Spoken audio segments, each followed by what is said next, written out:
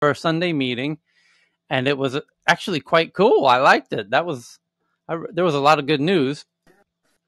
And man, this whole last week, Monday to Sunday, man, that was like the quite a watershed week for tech news, where the club is booming, the Twitter account's booming.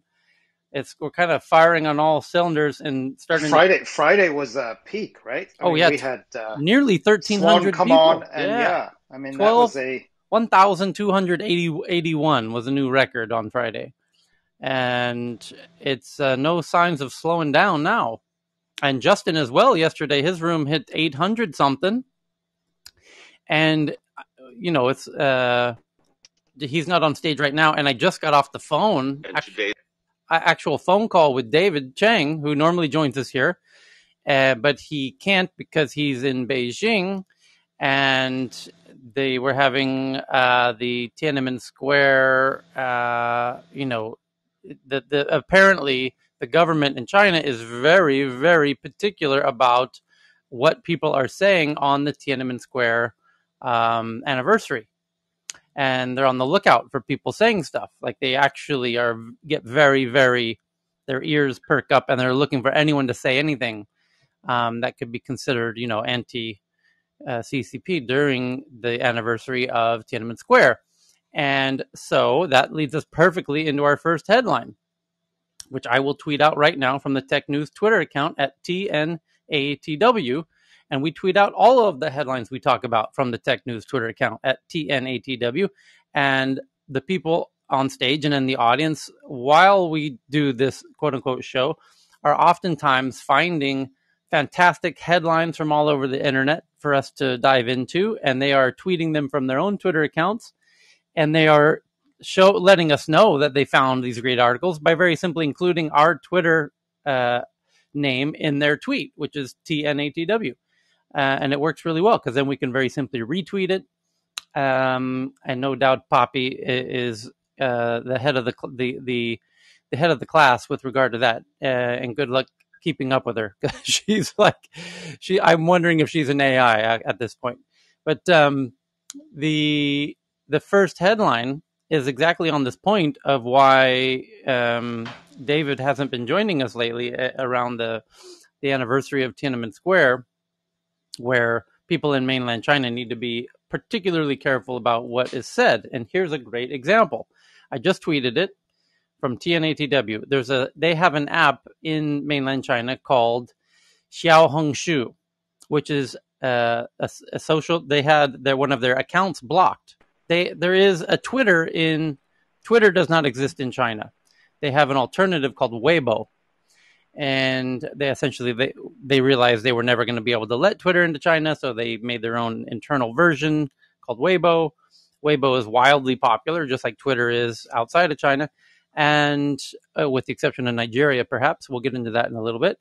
But on the Weibo account for this this other app called Xiaohongshu is considered the, what do we call it? The Instagram of China. And this Instagram of China sent out a tweet on the Twitter of China, and the message was, on the anniversary, hey everybody, anyone know what today is? That was essentially the message sent out on the anniversary of Tiananmen Square. And that is all it took for them to get their account shut down in mainland China. So, and they had 14 million followers. Their account, the post was very quickly deleted, and they got themselves in a bit of hot water. Just to highlight the point, and that's being covered by BBC and Reuters. I just sent out the BBC article, but it's quite an interesting tweet to send out on the anniversary of Tiananmen Square. Hey, does anyone know what today is?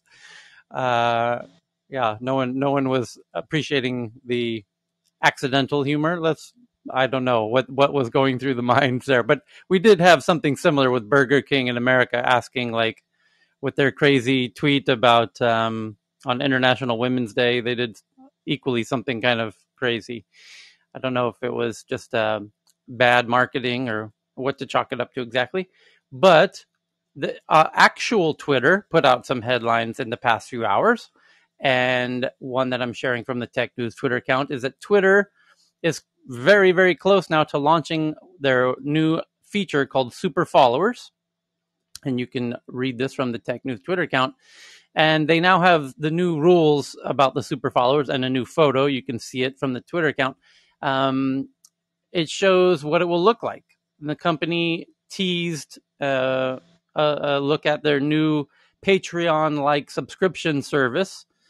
And it says Twitter announced earlier this year that it was working on super followers feature that would allow some Twitter users to charge their followers to give them access to extra content.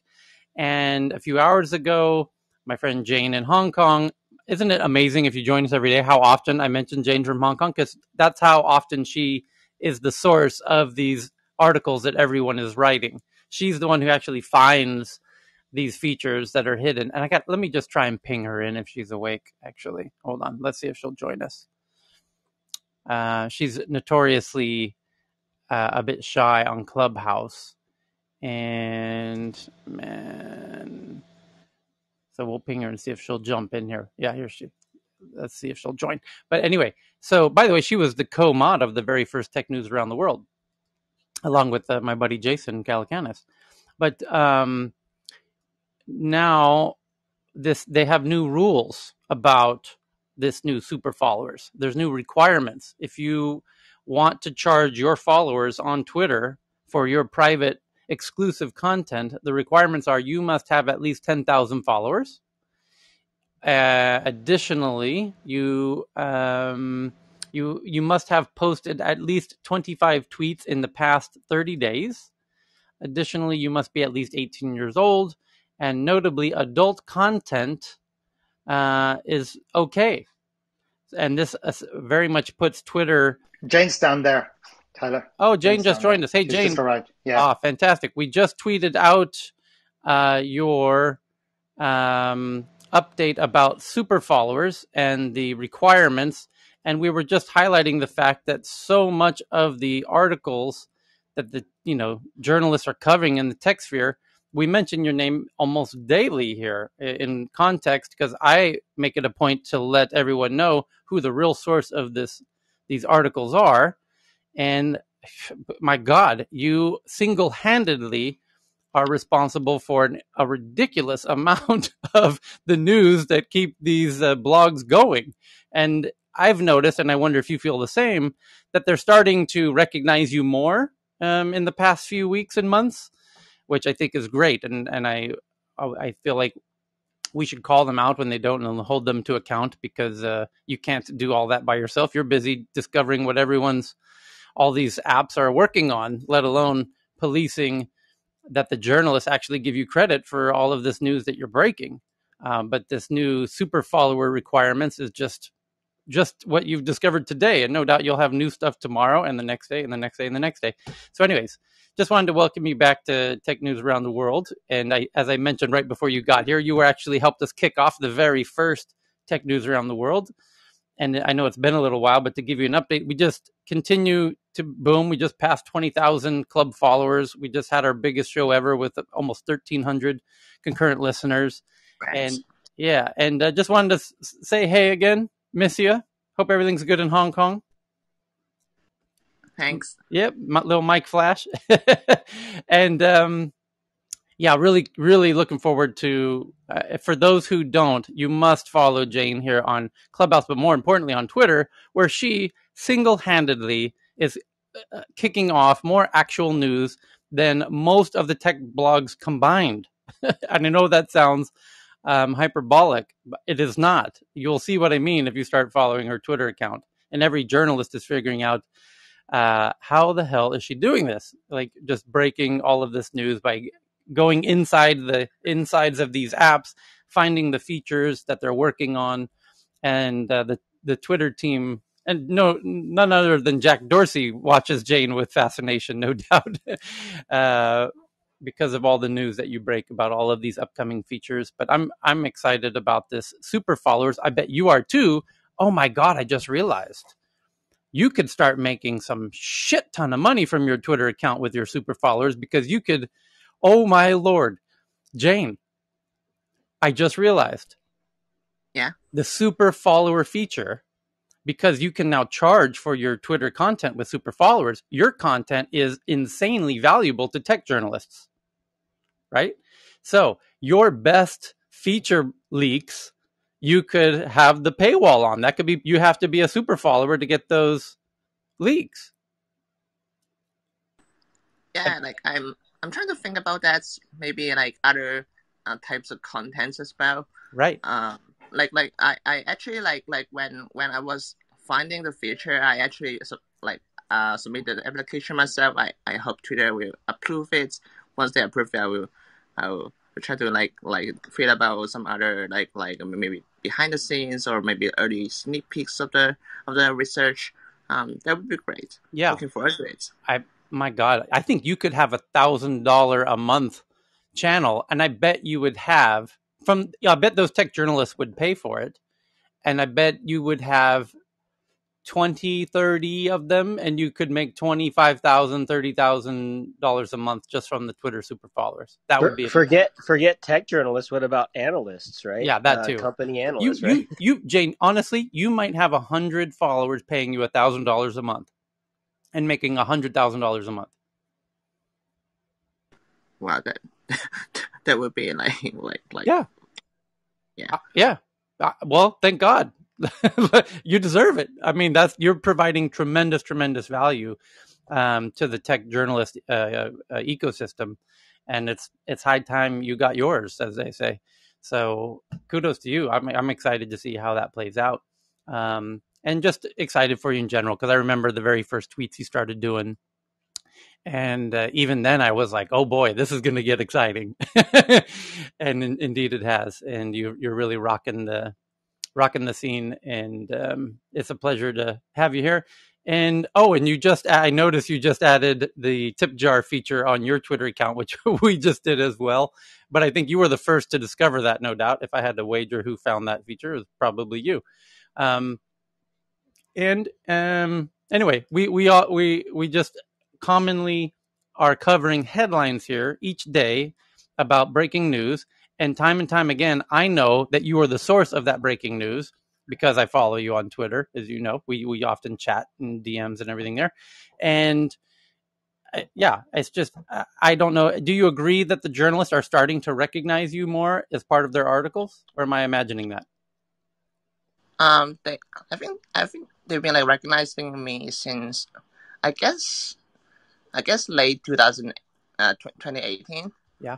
They start recognize me more as a more of a credible source. Yeah. Which is like much appreciated. Because I spent time on You bring up a great point, because there's a lot of people who break Apple news where it's not actual confirmed real stuff, right? Like out of Shenzhen, just across the street from you, because you're in Hong Kong.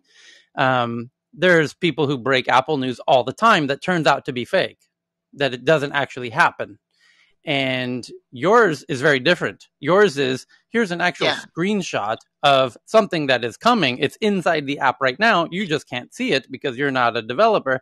And you've managed to get inside the guts of upcoming features. It's not a question of if, it's just a question of when, because they're testing this out and so when Jane reveals stuff, it means it is coming. It's already in the app. It's just not visible. And that's why Jane's news is always incredibly credible. It's different than these Apple leaks. Yeah. It's like seeing a staging website. Yeah, exactly. It's like seeing what the development team is working on behind the scenes. Yeah. Yeah, kind of like that. Like my friends, I think like most of them, they're based on like what I actually saw in the app. I could have I could have just post a bunch of like source code there, but the problem is like not everybody understand XML, not everybody understand JavaScript, like something like that. So in order to do that, like to solve that, I put my a little extra efforts onto turning that into a screenshot, so everybody can understand that. Yeah. And then you've got, like I said, it's nearly, you break multiple stories per day. So that's why I'm saying, definitely follow Jane if you're curious what these apps are going to be doing in the weeks and months to come. She's often, by the way, sometimes there's stories that are 6 months ahead that by the way, when they actually do announce it, you very cleverly say like, oh yeah, just as I tweeted about 6 months ago that you were going to do this, and like you remind people that you were the source of the information months prior, right? Yeah, I do it less now because I got a few DM from people like they kind of think that's kind of annoying, but yeah, but yeah. Yep. And then by the way, you just broke the story that is very relevant to Clubhouse, which is Twitter's version of Clubhouse is called Twitter Spaces. And one thing that Clubhouse has today that is critical to Clubhouse is called the hallway. And as of yet, Twitter still doesn't have a hallway. So it's very hard to find all the rooms. And Jane, about, I don't know, 3 days ago, found the Twitter hallway, the Twitter's version of the hallway. And you can see and shortly after that, they also told the journalists that they're working on it, and I think the staffer while in a Twitter space they discuss about the algorithm of their version of hallway. Obviously that there's a lot of space to improve, but as time goes on, they will improve it. Yeah. Right. But this is big because that means Twitter's really getting ready to really boom with this thing, because the thing that is Twitter is intentionally not releasing the hallway yet, because as soon as they do, that's when they're really in the race. Right now, they're still playing and testing and debugging and optimizing and all of that. But as soon as they introduce the hallway, then it's going to be a real explosion of usage of Twitter Spaces. Yeah. Yeah, because the reachability of spaces will go beyond the mutuals. Oh, and while we're on the topic, Jane also revealed about a week and a half ago that Twitter Spaces is now working in the browser. And that is actually a huge reveal because as of right now, Clubhouse only works in an app and Twitter Spaces only works in the app. But Jane found, and Jane alone leaked and made it known, that Twitter Spaces is now working in a browser. Why is that important? Well, because that means that the Twitter Space working in a browser is a piece of code that can be removed and embedded even by the creator of the Twitter Space, like you as a Clubhouse Room creator. The Twitter Space can be embedded into your blog just like a YouTube video. And why is that important? Well, because now all of the tech journalists, and not only tech journalists, any journalist, political journalist, any blog writer on the internet will likely embed a Twitter Space at the bottom of their article. So when they write their articles, at the bottom of the article, instead of a comment box where idiots leave very stupid comments anonymously, you'll have a Twitter Space embedded where people can, the author of the article will be there talking with people about the article they just read, and maybe even involve the subject of the article. So you can imagine how amazing that could be on the BBC, where at the bottom of every article, there's the journalist in the room talking with people who read the article, and the subject of the article as well might be there. And that could change news in ways that would blow everybody's mind. And Jane essentially revealed that this is now coming over the horizon in a very real way. So, yeah. And so that's why I say when I follow Jane, like that level of information, I mean, you could, if you were somebody who trades stocks, like that shit is like crazy valuable information, because that is game changing, glimpses into the future of where these apps are going. And she does it. There's nobody even close to competing with you on this, by the way. And you've been doing this now for a couple of years.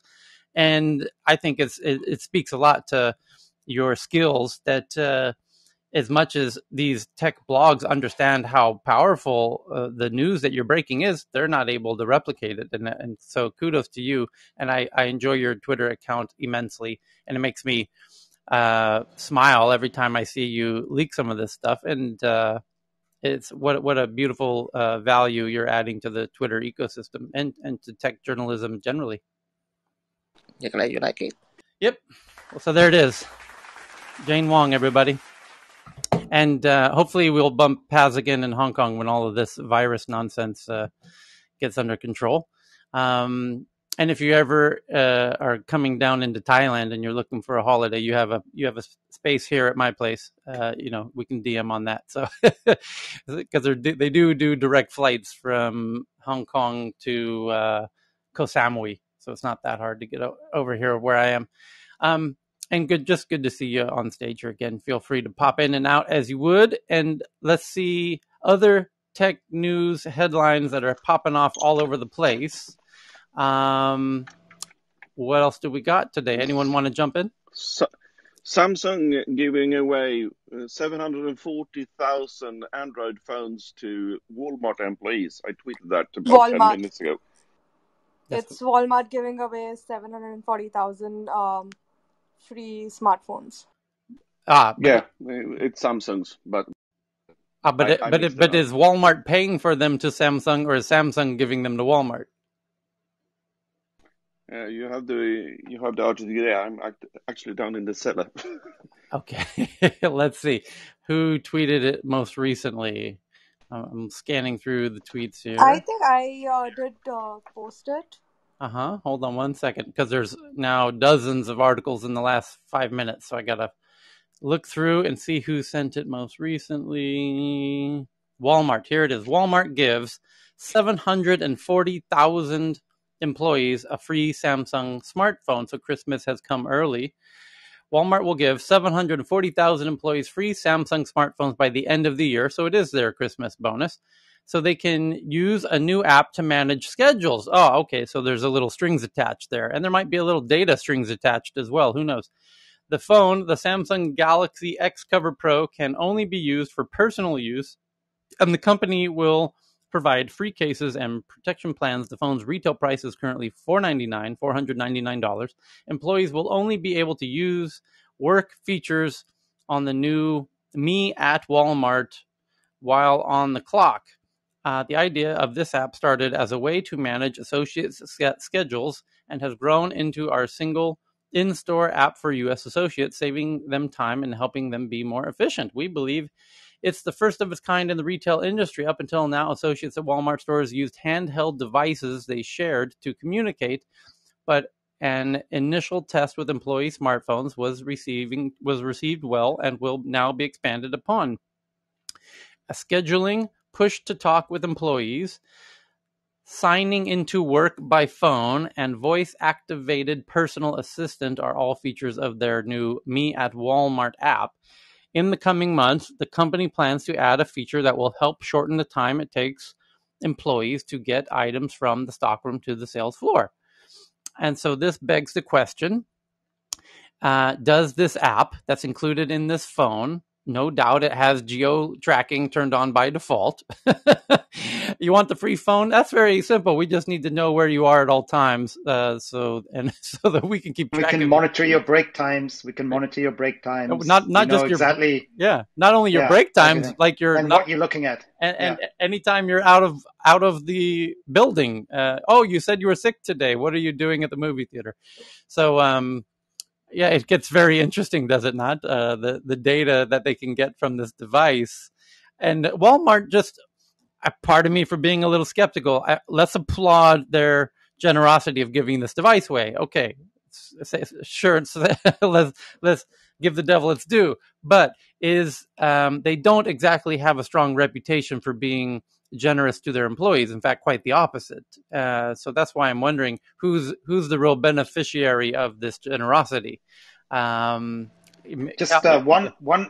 side on the other side, very quickly, because I'm actually just as skeptical about how big retailers treat their frontline employees. Very skeptical about it, having worked in one, and having to work through the culture of that. But here's the thing.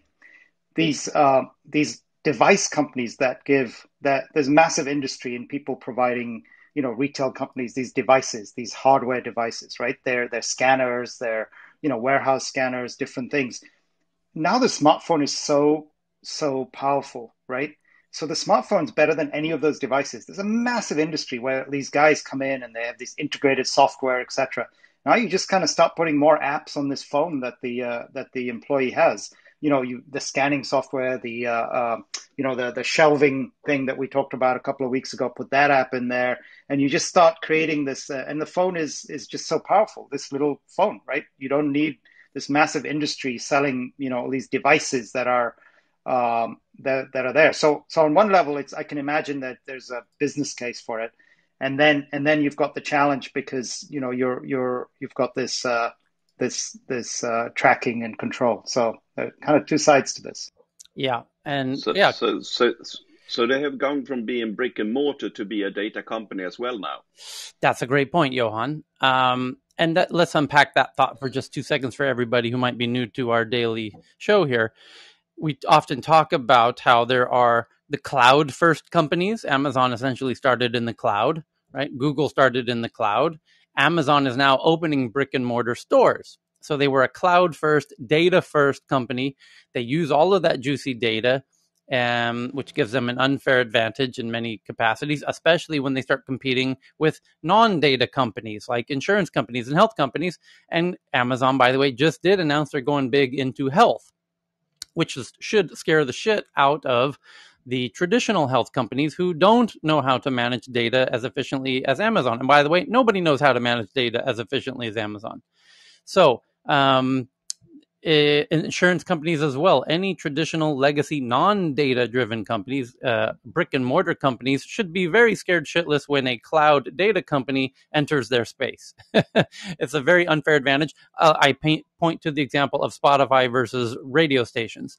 Radio stations have not a clue what you want to listen to next. Spotify knows precisely what you want to listen to next because of all the data of your likes and your history and your playlist and all your friends' playlists and the artists that you listen to and what those artists are listening to. And it goes on and on and on. And the microphone on your phone, and they can hear in your voice and where you happen to be and what kind of environment you are in. Oh, you're in a cafe. Oh, you might want to be listening to this. And there's thousands of variables that they have access to that the radio station does not. Just to highlight how much more information these data companies have. And I want you to think of Spotify, who I love, by the way, and Daniel's a sweetheart of a guy, by the way, and brilliant. But data companies is what they are, and they are branching off into other verticals.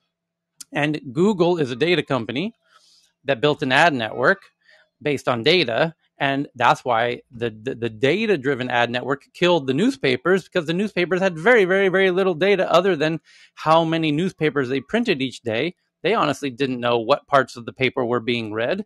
They didn't know the demographics, the gender breakup, the racial breakup of who was reading their papers generally. Google knows precisely which parts of each blog post you're reading when you highlight it with your mouse, or when you're sharing articles and how you engage with articles. And if they turn on the camera on your device, like your Android, they can even see now with eye tracking where exactly you're looking at the articles. I mean, they know way more about you than the newspaper does. That's my point. And that's why the newspapers died, by the way. That's why you're not looking at physical printed newspapers anymore, because the data companies have an unfair advantage. And keep that in mind as these data companies like Amazon, and oh, by the way, Google just announced in the past 2-3 days that they're going into healthcare. So guess who's going to win in that future battle? And guess who's going into insurance? And guess who's going to win that insurance battle against those dinosaur insurance companies that don't have data? Well, of course, the data companies are going to win. So when we talk about Walmart, Johan made a very profound statement that Walmart is a brick and mortar, old school, not a lot of data company that is now getting into data, as they damn well should if they want to stay alive, because Amazon is encroaching in their space. And they know to stay alive, they need to become a data company. It's much harder for a brick and mortar company to become a data company than the other way around. It's very easy for the cloud data companies to then build on the ground locations. For example, you have, I'll ping him in here in a second, my buddy Johannes from Cree, which really pioneered the telepresence FaceTime call with a doctor, which exploded out of Sweden, especially even before the pandemic. But during the pandemic, it went, absolutely vertical. And now they're spreading internationally very quickly. And now they're starting to do partnerships with on-the-ground location pharmacies and clinics.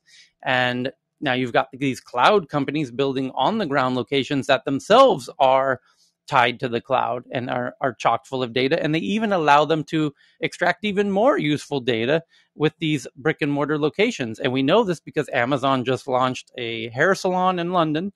They launched, they have supermarkets, they bought Whole Foods, and these, they get interested in these brick and mortar locations because they become the funnels for even more juicy data on the ground that they don't have uniquely in the cloud or through the browser. So yeah, keep that in mind when you watch and you're thinking about how the future of these things will evolve.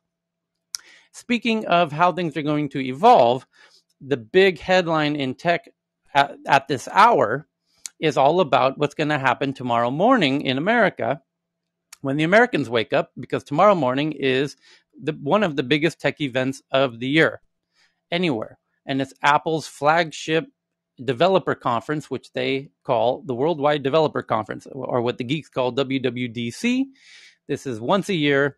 This is where Steve Jobs traditionally would jump up on stage and share the future of Apple with all of the developers around the world. And this year is no exception, and there's a lot of big expectations. I will tweet this out from the Tech News Twitter account so you can see it for yourself. But just to highlight what everyone is expecting, they almost certainly know that they are going to announce the new iOS 15 for your phone, and they're going to show what's new about iOS 15. They're going to showcase the new MacBook Pros, the 14-inch and the 16-inch MacBook Pro, which will have the new upgraded processor. Whether they call that the M1X or the M2 is up for debate, and what part of California they name the new operating system, whether that's going to be, the Golden Gate Bridge or, traditionally they had Mavericks and then Big Sur and then, but it'll geeks get very interested in that stuff. And then they're also expecting, what else are they expecting? What they call the Apple Home OS is now been, another leaker had discovered that there's something called Home OS as part of the code inside of this, and nobody knows yet exactly what Home OS is all about. And there's going to be a whole lot. So that is going to happen about 9 hours from right now, 7.5 hours from right now. And we will be here, and we are going to have a live stream of that event where Apple CEO Tim Cook will kick it off, and he'll hand it over to his teammates. They will share all kinds of juicy stuff. We're going to be sitting here live together, listening to it as we've done in the past. And the last time Apple did this, we were here. We listened to it in real time. It was a lot of fun. And Clubhouse CEO Paul joined us in the audience.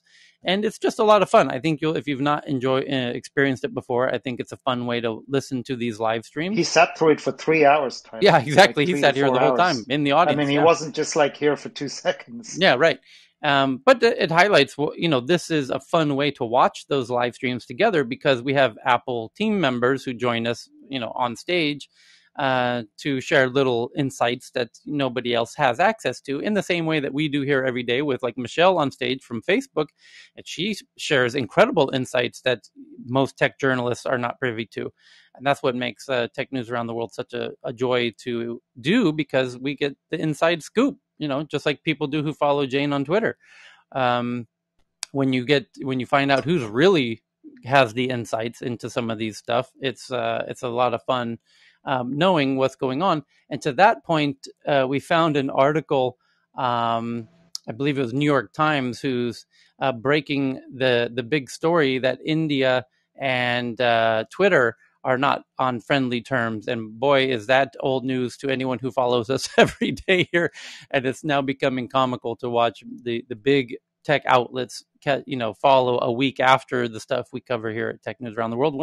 Is that like a recent headline that just summarizes the last 5 weeks? Yeah. Or what? Yeah. 2 weeks. Yeah. Well, they were also covering that the big Chinese tech companies are also being cracked down on by China in the afterwake of Alibaba and Jack Ma. And it's like, man, that is so old. That doesn't even count as tech news anymore. I don't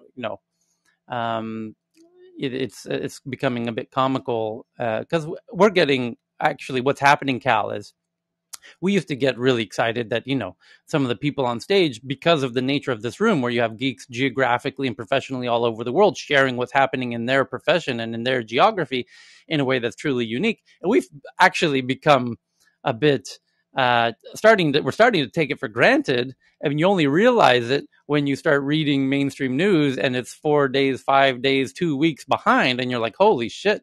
Like, we've tapped into the source of the network of, where the stuff is actually happening here in tech news around the world. And once you get used to it, traditional news will seem incredibly antiquated, is what I'm starting to realize. But what a fortunate... That's absolutely true, Tyler. I think this room is the best room for news in the world. I've seen it. I watch CNN and various things, and I can say to you that I was telling my wife, she goes, she can't believe it. She doesn't want to be on Clubhouse, but this is where you get the best news. And I put it in my alarm clock to be with you at 7 a.m. And now I'm actually tweeting stuff for this news. So I think what you're developing, Tyler, is a global democratized public news source that brings everything to you here. So great point. Thanks to you. And thank you, Professor Asif. And to highlight that point, we do want to encourage folks from everywhere, and not necessarily. The best part is a lot of the important news is happening in places you wouldn't expect to look, and that's why Jay, who just joined us on stage, who's in Southeast Asia as part of Grab, one of Southeast Asia's biggest and most important companies, they themselves are the source of the trends that are, and creating they are making waves and setting the trends in Southeast Asia at his company Grab. And how else are you? He's a lead designer at Grab. So Grab being, the one who's setting the trends in Southeast Asia, it gives us an unfair advantage when we've got people who are themselves the news makers, on stage. And so just to highlight that point. And by the way, Faraz in the DMs, holy shit, Cal and I can tell you, holy shit. And David Chang, who joins us from Beijing, my God, he's breaking news in our DMs that we sometimes can hint what's going on here. And he's done it now consistently. And it's growing. There's new aspects to tech news around the world that didn't exist, 2-3 months ago, where these the sources of these newses are becoming more frequent in this room, and this room is starting, like Jane, becoming a bit of a news source, a legitimate news source, because it's a place where, I hesitate to make this comparison, but WikiLeaks, it was a platform where people could whistleblow, political really hot button political news that could get people jailed or exiled, right? And we're not doing that, but we're doing, Yeah, we're not doing that yet, but they are welcome to try.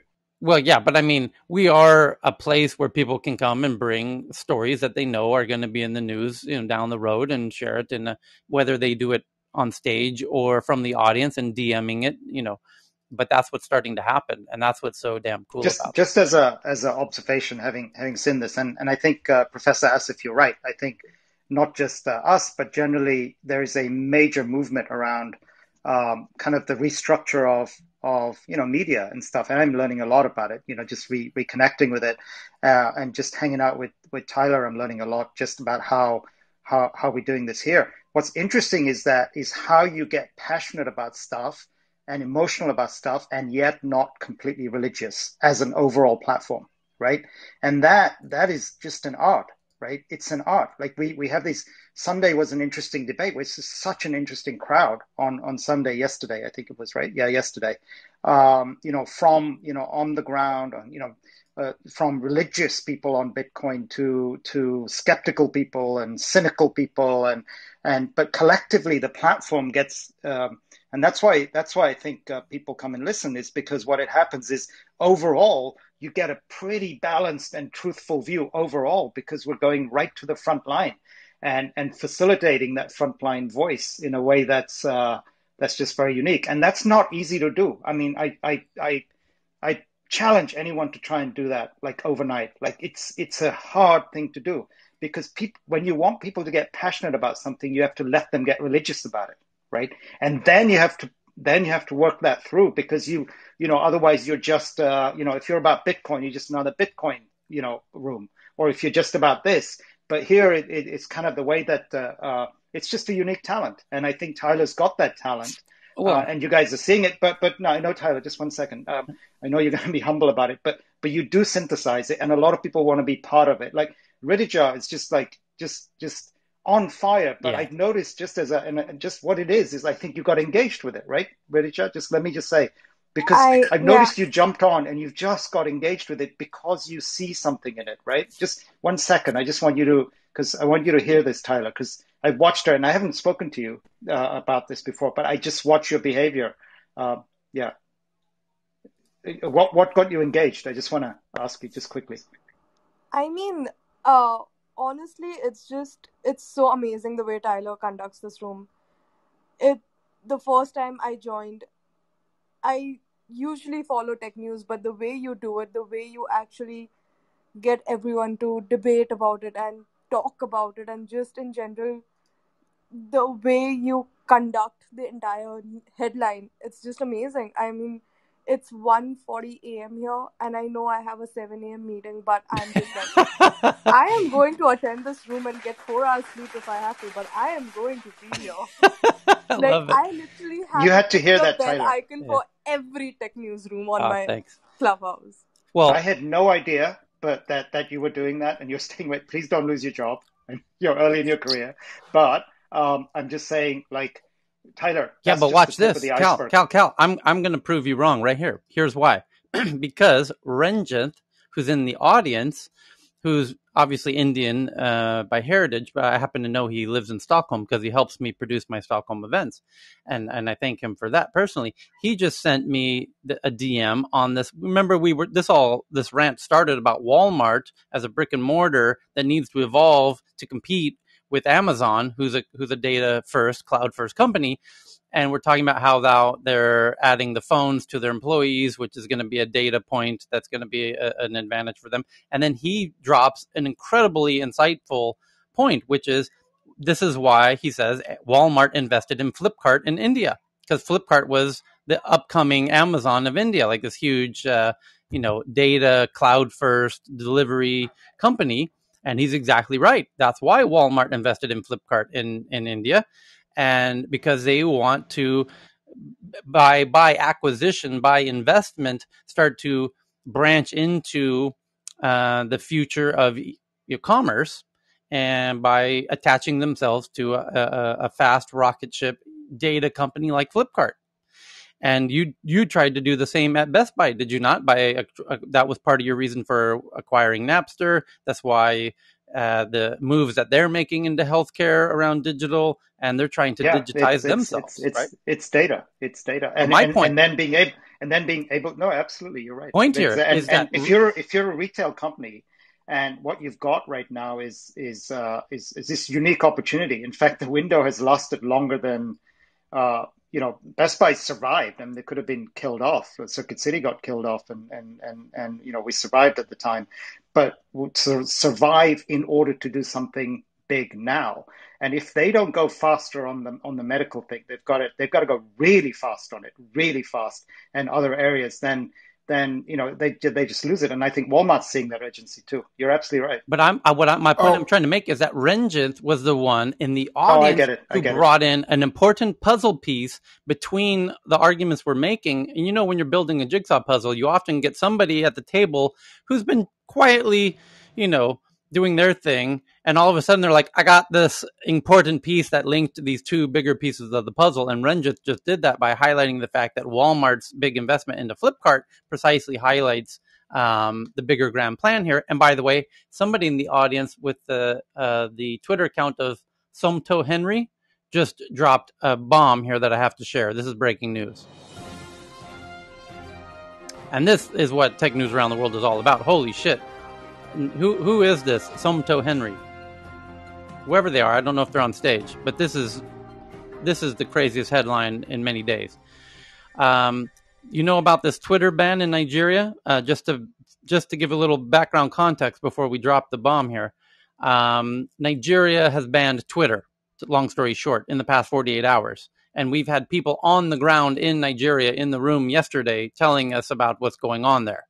And it's all, as always, the tech journalists are missing the nuances, the critical, important nuances of what's happening in the story that we're not going to repack again because it would take an hour. However, this part is absolutely breaking news. Check this out. Holy shit.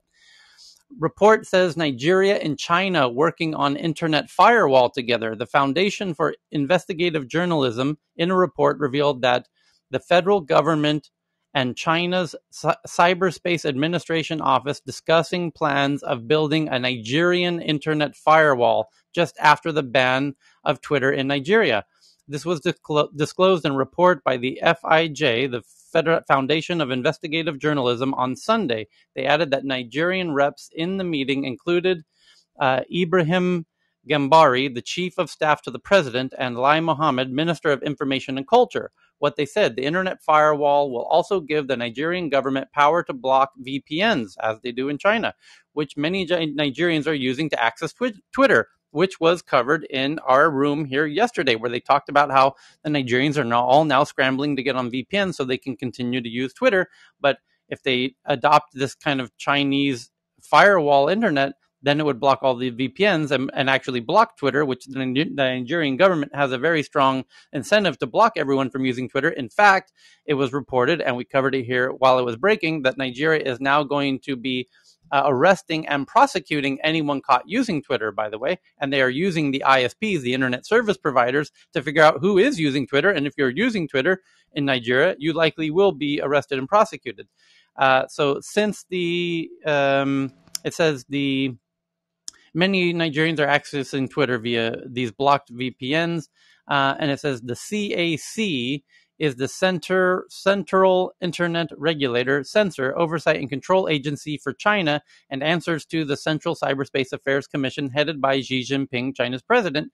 Since its existence, the CAC in China, which also gives approval to data by Chinese companies outside of China, regulates usernames on the Chinese internet, licensed news, information services, and bans comments that harm national security or harm the nation's honor interest. And it sounds like Nigeria might be joining China's great firewalled internet. And that would be truly amazing. And it has been, and I've brought it up in months past, that China has their own internet. There's the Western, call it free internet, and then China has their own internet where they control everything that happens in their internet. And they're able to do that because they started out like Thailand does now by blacklisting websites they don't like. And then they realized that doesn't work because there's an endless deluge of websites and you can't try and blacklist the internet. What you have to do is start your own internet and whitelist what you want to exist in your internet. So this site is allowed, this site is allowed.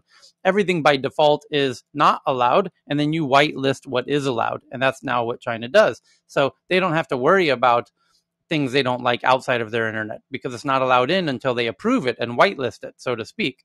Pardon I don't mean to racialize. I know there's, the white and black. Please forgive me on that point for being lazy with the language there. But my point is that now Nigeria finds themselves in a similar political situation that China found itself in, which is in a situation where they feel they really need to control the communications happening on the ground because they are on and potentially in the brinks of a very severe conflict with the government and apparently, anti-government forces. And the government who's in charge really wants to control the narratives on the ground in Nigeria. And that's why they're going to prosecute people using Twitter, because the anti-government forces are using Twitter as part of their tools, as a resource. Tyler? Yes, Lakeisha. Yeah, I'm just so curious about what's happening at the geopolitical level, because I believe it was yesterday that the U.S.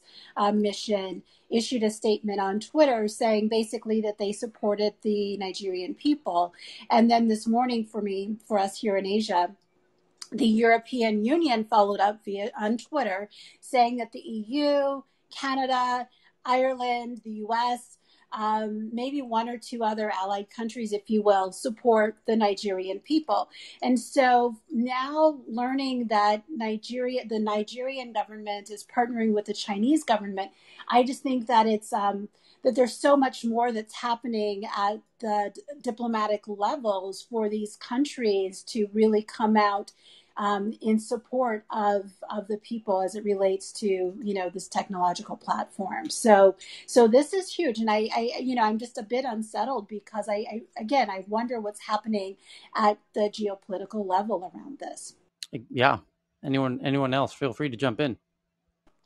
I'm just sort of wondering that it was one tweet that was deleted. So what kind of under what law are they actually saying that we have the right to ban this particular company because it violates our nation's sovereignty in a way?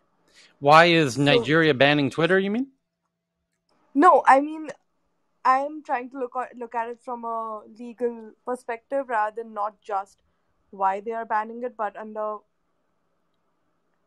what sort of, when you look at it, like how can one simple tweet trigger such a massive? Because the background detail is that the tweet that Nigeria sent out that Twitter removed and kind of softly suspended the account was the government's account, the Nigerian government's account, where they were telling their anti-government rivals that we already kicked your ass once and we will do it again, which is kind of a threat of violence, that we're going to not let you take over the government. And it's they're saying we're going to kick your ass if if this escalates, and implying we will use force if necessary, and that violates Twitter's terms. And so Twitter removed the tweet, and then the government realized, you're removing our tweets as the government's, but you're not removing their tweets as the anti-government opposition, and hence now you are an enemy because you are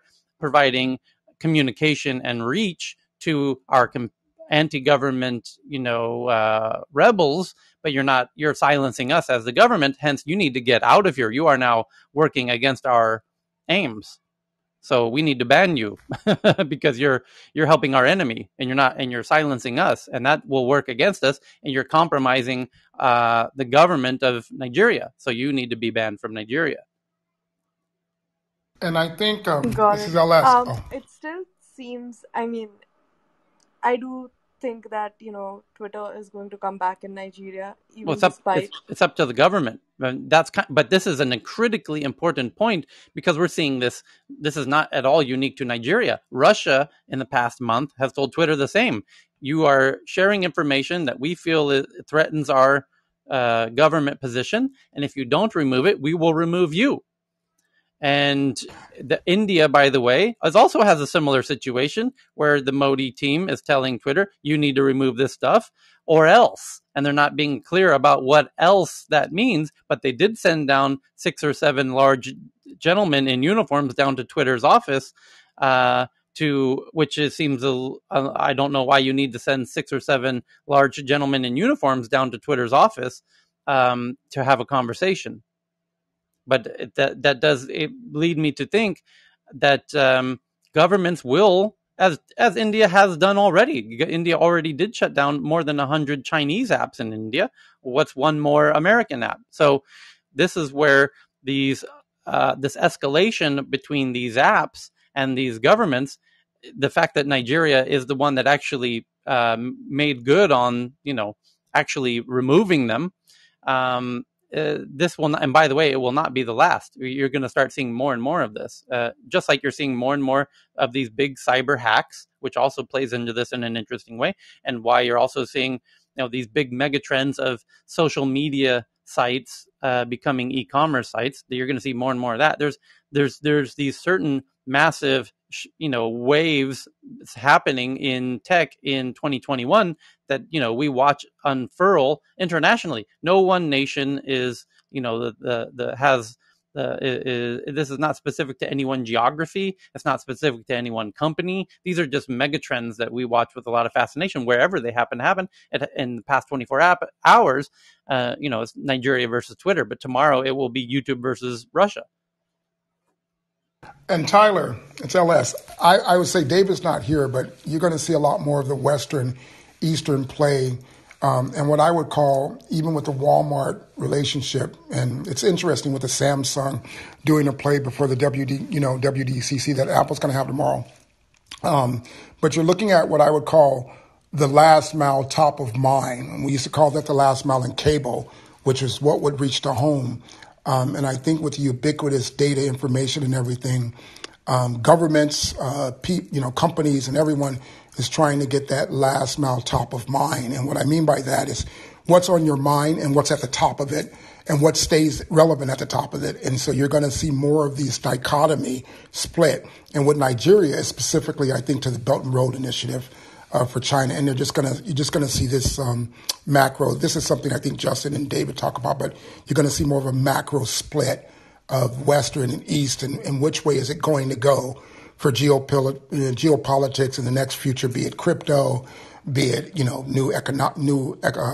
new economics, I would say, utilizing AI and everything. You're just going to see a whole movement away because the U.S. Has been the reserve currency since the 50s, and you're just going to see a swing from that. Well, I'm glad John just joined the stage because John has a better grasp of these geopolitical issues than perhaps anyone in the room. So I want to turn it to him. But before I do, you bring up a great point, LS, which is if Nigeria is going to join China's internet in any kind of capacity, I got off track, and this is the main point, that China has its white labeled internet where they control all of the narratives, which they need that's how they operate there.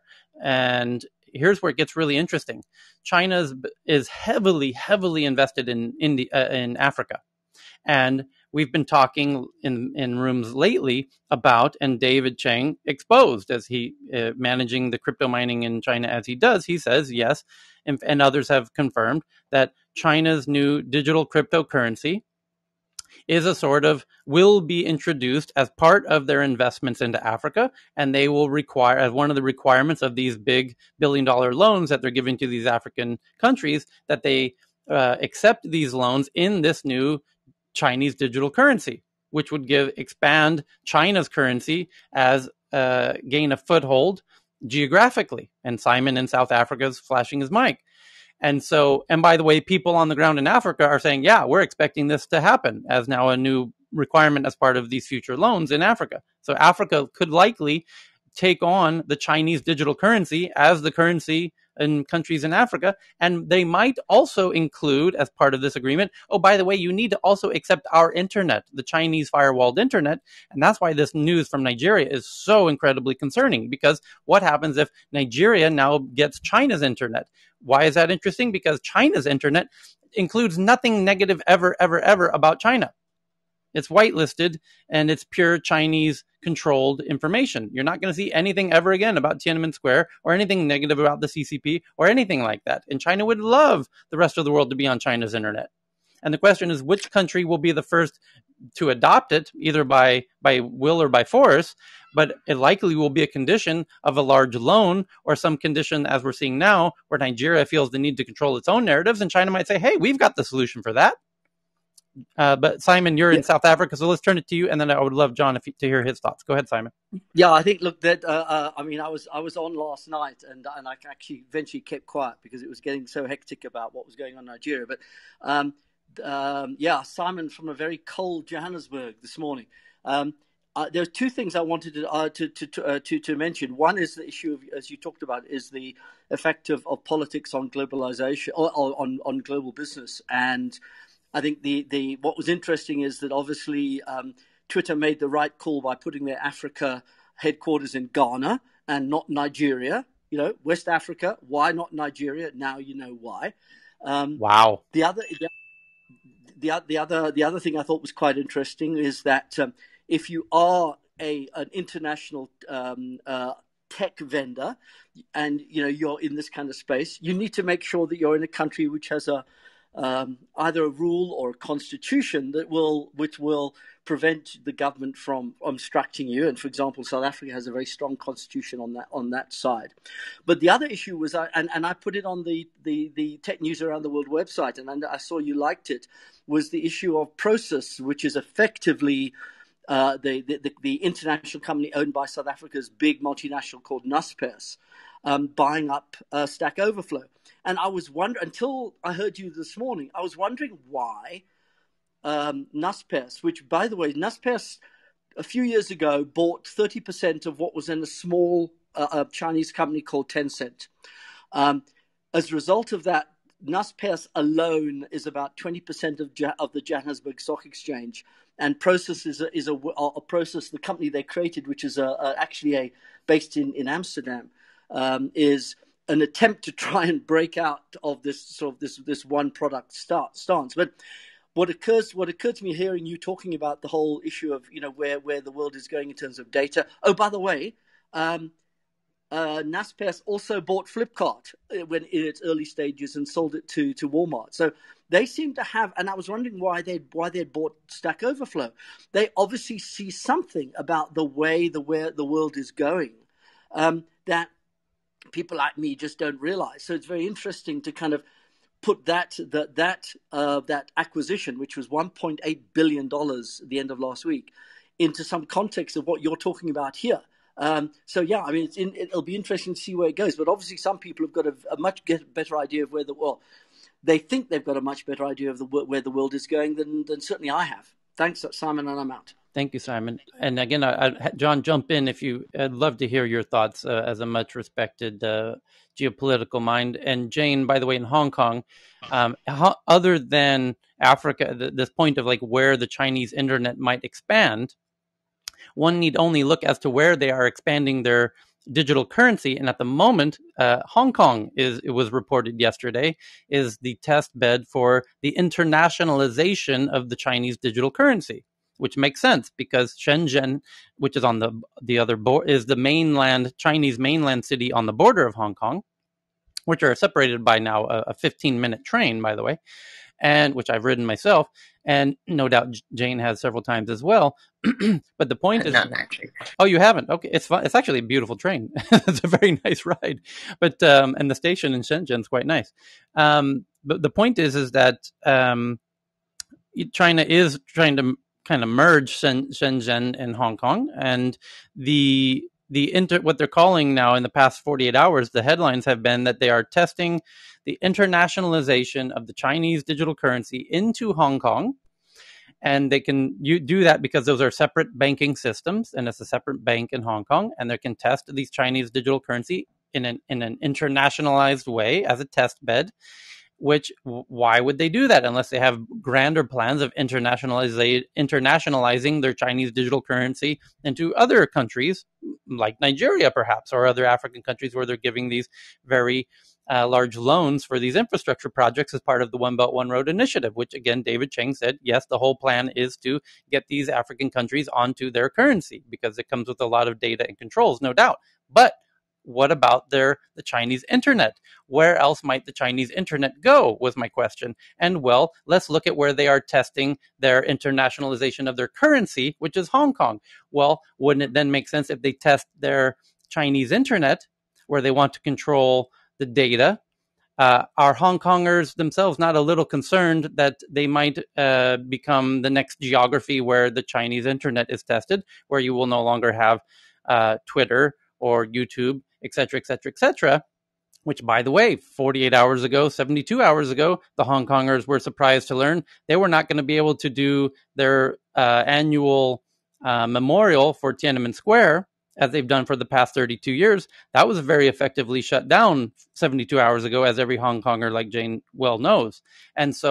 And they've now made Hong Kong unable to make any kind of protest or say anything negative about the government in any kind of way, or now face 5-year prison sentences, as Jimmy Lai, the billionaire in Hong Kong, who is the head of Apple Daily News, very well found out, in a very big way. So, Tyler, will Hong Kong become the where China extends its Chinese firewalled internet into Hong Kong? I wonder if Hong Kongers are thinking that. Is that something that people in Hong Kong are asking themselves, Tyler, Jane? It's like full Tyler, I stack just had an it's like full email. stack hegemony, right? I mean, everything, Tyler, communication, currency, manufacturing ability, you know. Professor Asif? Yeah, I was just going to say, literally, while you were talking, I just received an email from a Hong Kong medical student wanting to transfer to UK medical school. Well, literally, we know that's happening indeed. Yeah, there's many Hong Kongers who value free speech are certainly considering leaving the area. But I'm wondering, are Hong Kongers asking themselves, is the mainland internet going to come to Hong Kong? Because Hong Kong's, Jane? Yeah, I think a lot of us think like a lot of us will try to resist it until we can't, but we think it will be inevitable, unfortunately.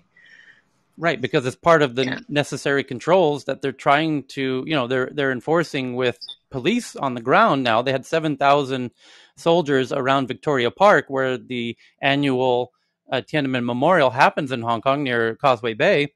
And this was the first year where it didn't happen because they controlled it by force. Well, force controlling with guns and police doesn't really scale.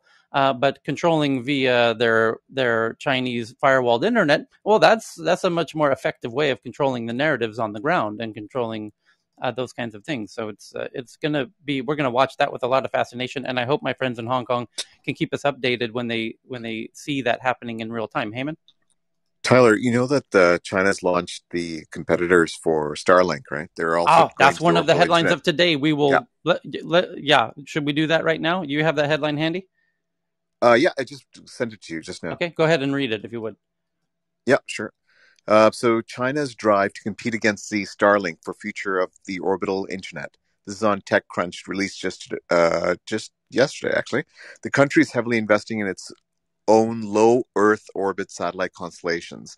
And there's been a wave of businesses over the past several years hoping for offer broadband internet. And there's thousands of low Earth satellites called LEOs. And we know of Starlink, which is the biggest advertised one. But there's so many other companies that are also working on this. But China, during the same period, we have seen a parallel ascendance of China's space capabilities.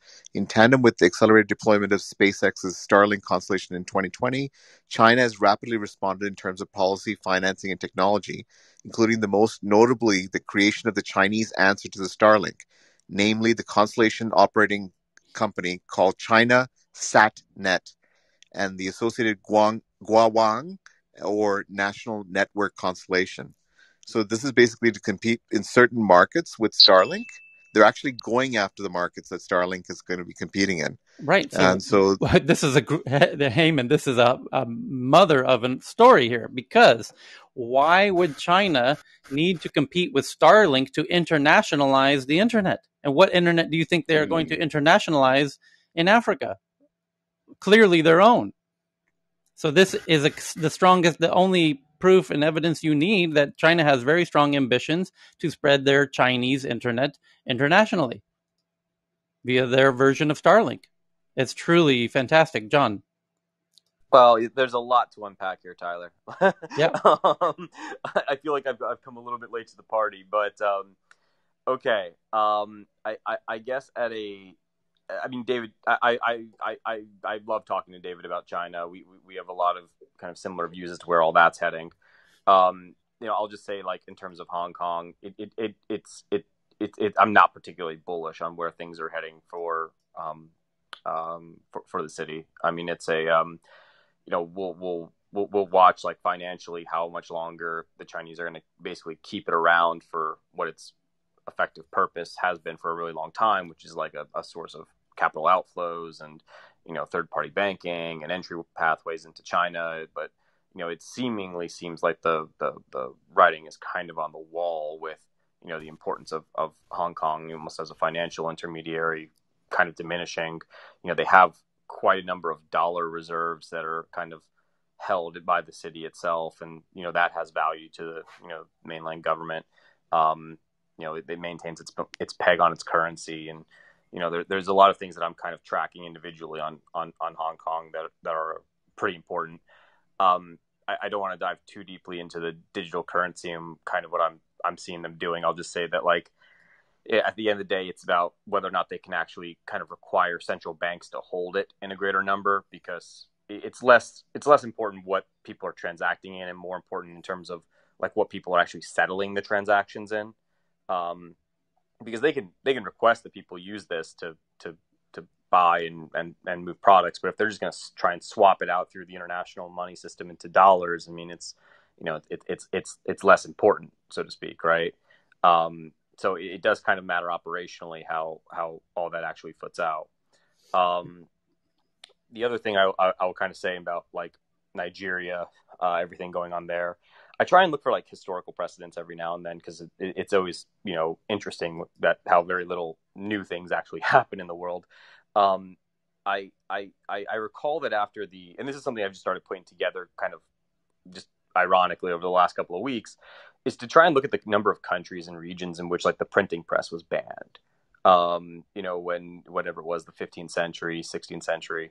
It actually happened in a number of places, almost entirely throughout Latin America, like the Spanish colonies, the Portuguese colonies. They banned the printing press writ large, and we saw how damaging that was, kind of long term on economic development for a lot of these regions. I kind of do wonder if something similar will happen through internet controls and informational controls going forward, if that will have like a stifling impact on education and informational exchanges, or if a modified version would be possible. Something I'm just sort of intellectually kind of parsing out at the moment.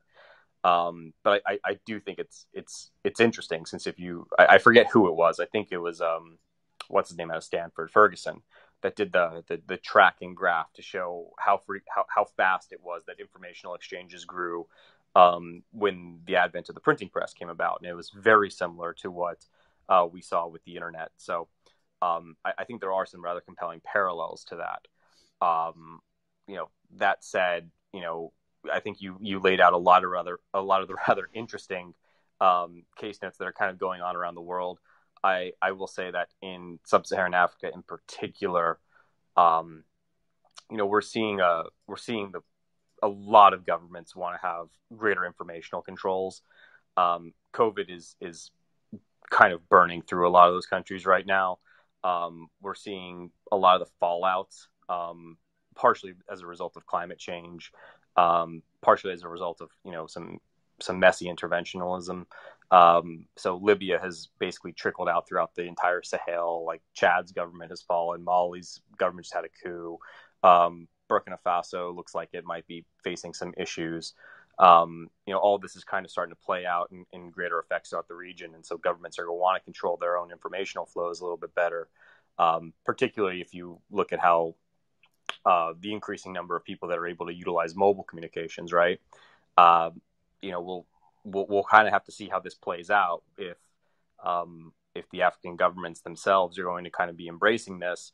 It might actually, if it gets widespread enough, might require, in certain circumstances, Twitter, Facebook, some of these platforms to finally get off the fence and kind of figure out what they are. Like, are they just a platform? Are they a publisher? I mean, this sort of gets in a strange way back to the core root of what these technology problems ultimately are, in that they kind of want it both ways, right? They want the protection, yet they want, they also want the the ability to go in and effectively monetize and have control.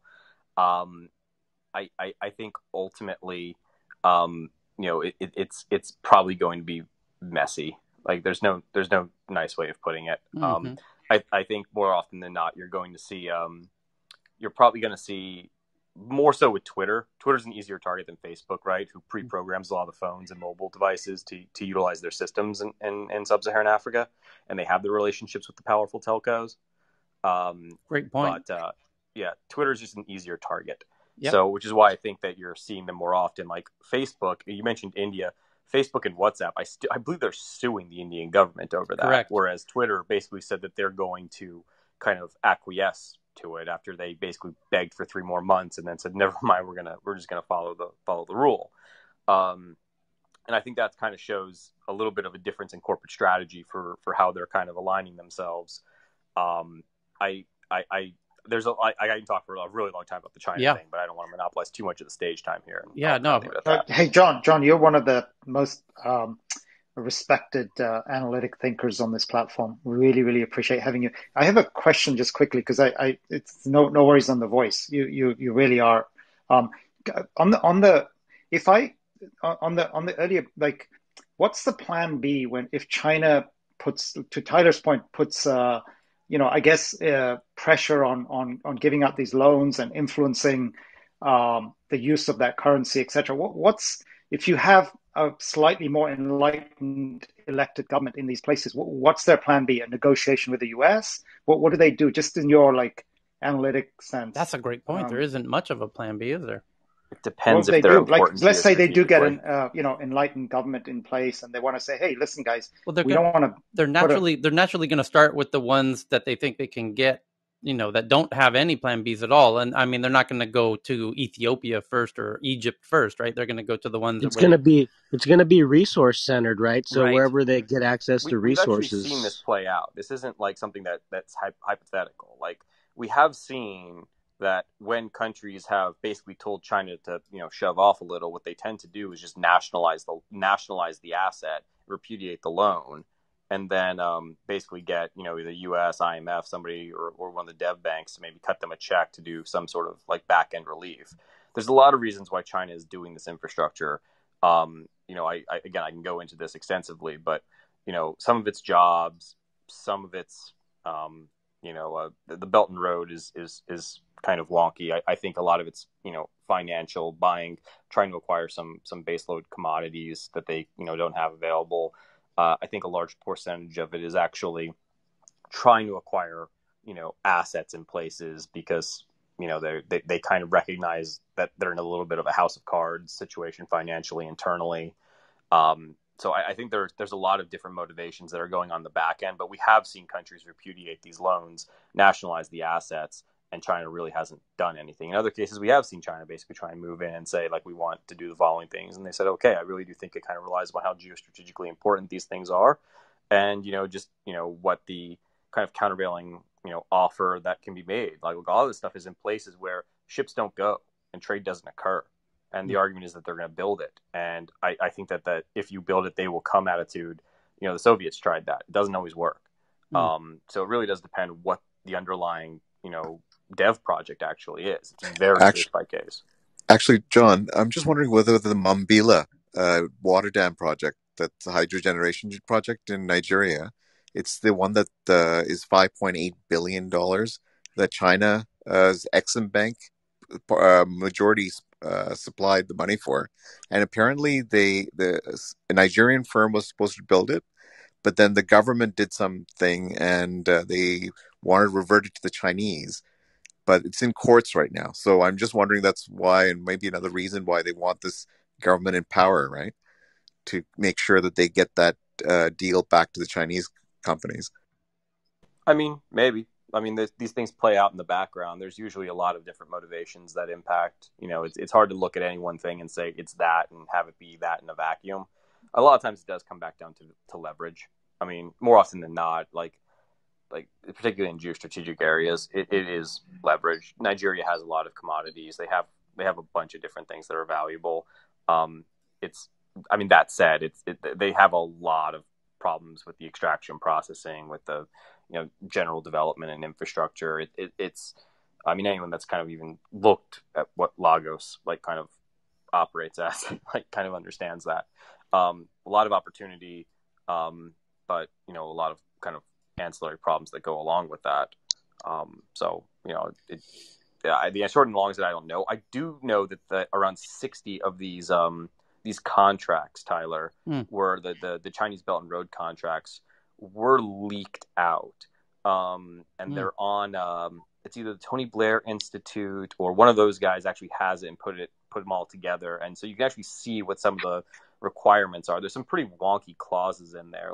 You can't go to one of the Paris Club countries to try and renegotiate stuff. There's some pretty strange, atypical contractual things in there. I didn't do the full deep dive, but I saw a couple of them, and they were not Chinese courts have to development work. Yeah, they have to take all their things to the Chinese courts to fight any. Yeah, this is the one we disclosed, I think, a month ago. Mm-hmm. We talked about this, but we can bring it back again. Well, there's also one more story that we should be all paying attention to. What's that? It's the El Salvador. Well, hold that thought. Hold that. That's a whole new can of worms. Let me just. Oh no, it's China. It's still China there. Okay, hold that thought. We'll jump right into that. Let me just share a couple of other very relevant articles. New York Times in the past few hours. This is about yesterday during the Tiananmen Square anniversary. Microsoft's Bing search engine blocked any searches for the words "tank man" even in the West, even in America, and people were reporting, well, why can't I search for "tank man" on the anniversary of Tiananmen anniversary on Microsoft in the West? And then Microsoft's response was it was a human error, by the way. So take that for what it's worth. And then on this Nigerian issue, in India and Twitter have a bit of escalating tensions, and there's a domestic Indian Twitter alternative called Koo, ironically named, but spelled Koo. And Koo is gaining a lot of traction in India and a lot of support. They just raised $30 million, no less, and got a lot of big Indian celebrities, all of which, amazing coincidence that those celebrities are all friends of the Modi regime. What an interesting coincidence that is, right? But Koo now, the headline is reported, is being launched in Nigeria. Koo launches in Nigeria as Twitter gets indefinitely suspended. The CEO of the Indian microblogging startup Koo announced the platform is now available in Nigeria. That was just announced by India Today. And I imagine India Today might be friendly to the Modi regime as well. And then here's another related article, which Poppy and others just sent me. China's Splinternet, this is from The Guardian UK, China's Splinternet, they call it, will create a state-controlled alternative to cyberspace. Beijing is using a blockchain to build a new internet, and many developing countries are likely to sign up. But at what cost is the headline of that, and you can deep dive on that. And then lastly, from CoinDesk, China leads Africa's digital currency race with years of public investment and plenty of penetration for its smartphone makers. China is well placed to establish a digital currency in Africa. In Africa, there is a race to define a digital currency standard for the emerging digital economy. So far, there are 3 dogs in the fight, with no case of a pan-African central bank digital currency either live or at pilot stage. The 3 dogs in the race are Bitcoin, a form of decentralized digital currency with no issuer, Facebook's Libra, now what's called Diem, a privately issued digital currency, and lastly, China's digital currency, a version of China's legal tender, the digital yuan. Out of the 3, China's digital currency from the People's Bank of China is leading contender because of a sneaky 20-year head start. Since the mid-2000s, China has discreetly accumulated significant influence over Africa's technological stack. Close to 50% of the mobile internet handset and 70% of mobile network layers, including Huawei's infrastructure and the control of, even the 4G there. Now China can launch its digital currency on top of its digital stack and telephone infrastructure stack running on specifically designed chips embedded deep within dozens of popular Chinese phone brands that dominate Africa. China's grand plan has 3 prongs: leverage its collective national and commercial influence, ride on Africa's mobile payments success story, and the use of its 50% smartphone market share in Africa to distribute the DCEP, their digital currency. Huawei's smartphone Mate 40, which launched in South Africa in October, is the first smartphone that enables a hardware wallet for the digital cryptocurrency of China. Go ahead, Heyman. El Salvador. Go ahead.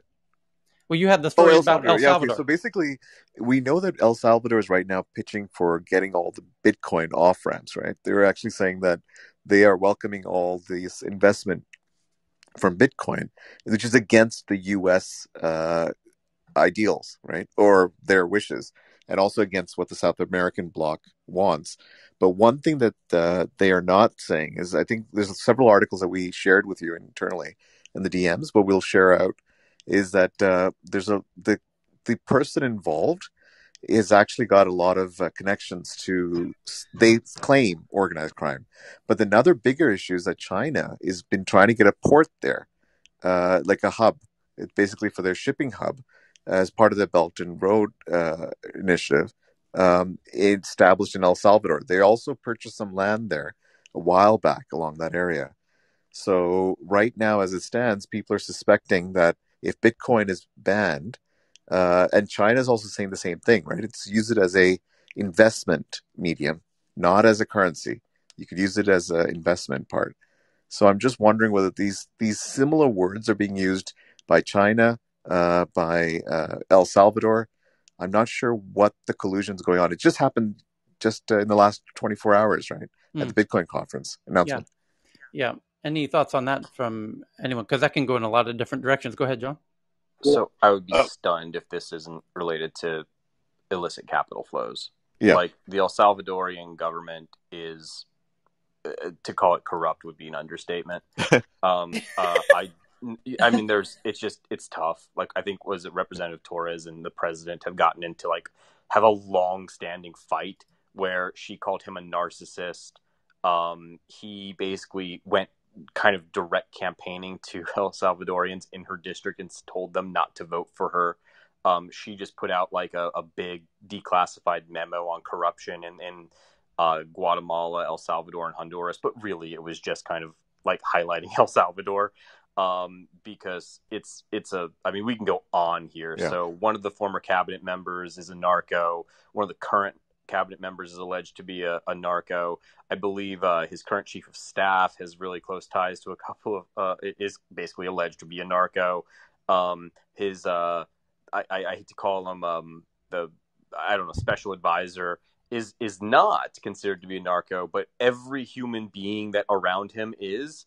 So he's kind of like if you're familiar with Godfather parlance, he's probably like the wartime consigliere sort who's like keeps his fingers clean, but everyone knows he's kind of deep in with this.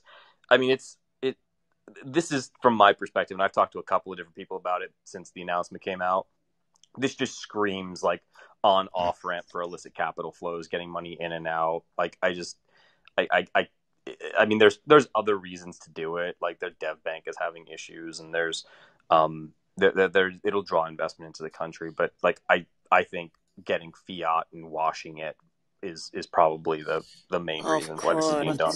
To kind of add credence to John's points here, Reuters reported a headline recently, even before this crypto announcement, but just days before, that the United States has named El Salvador's president's aides on the corrupt officials lists.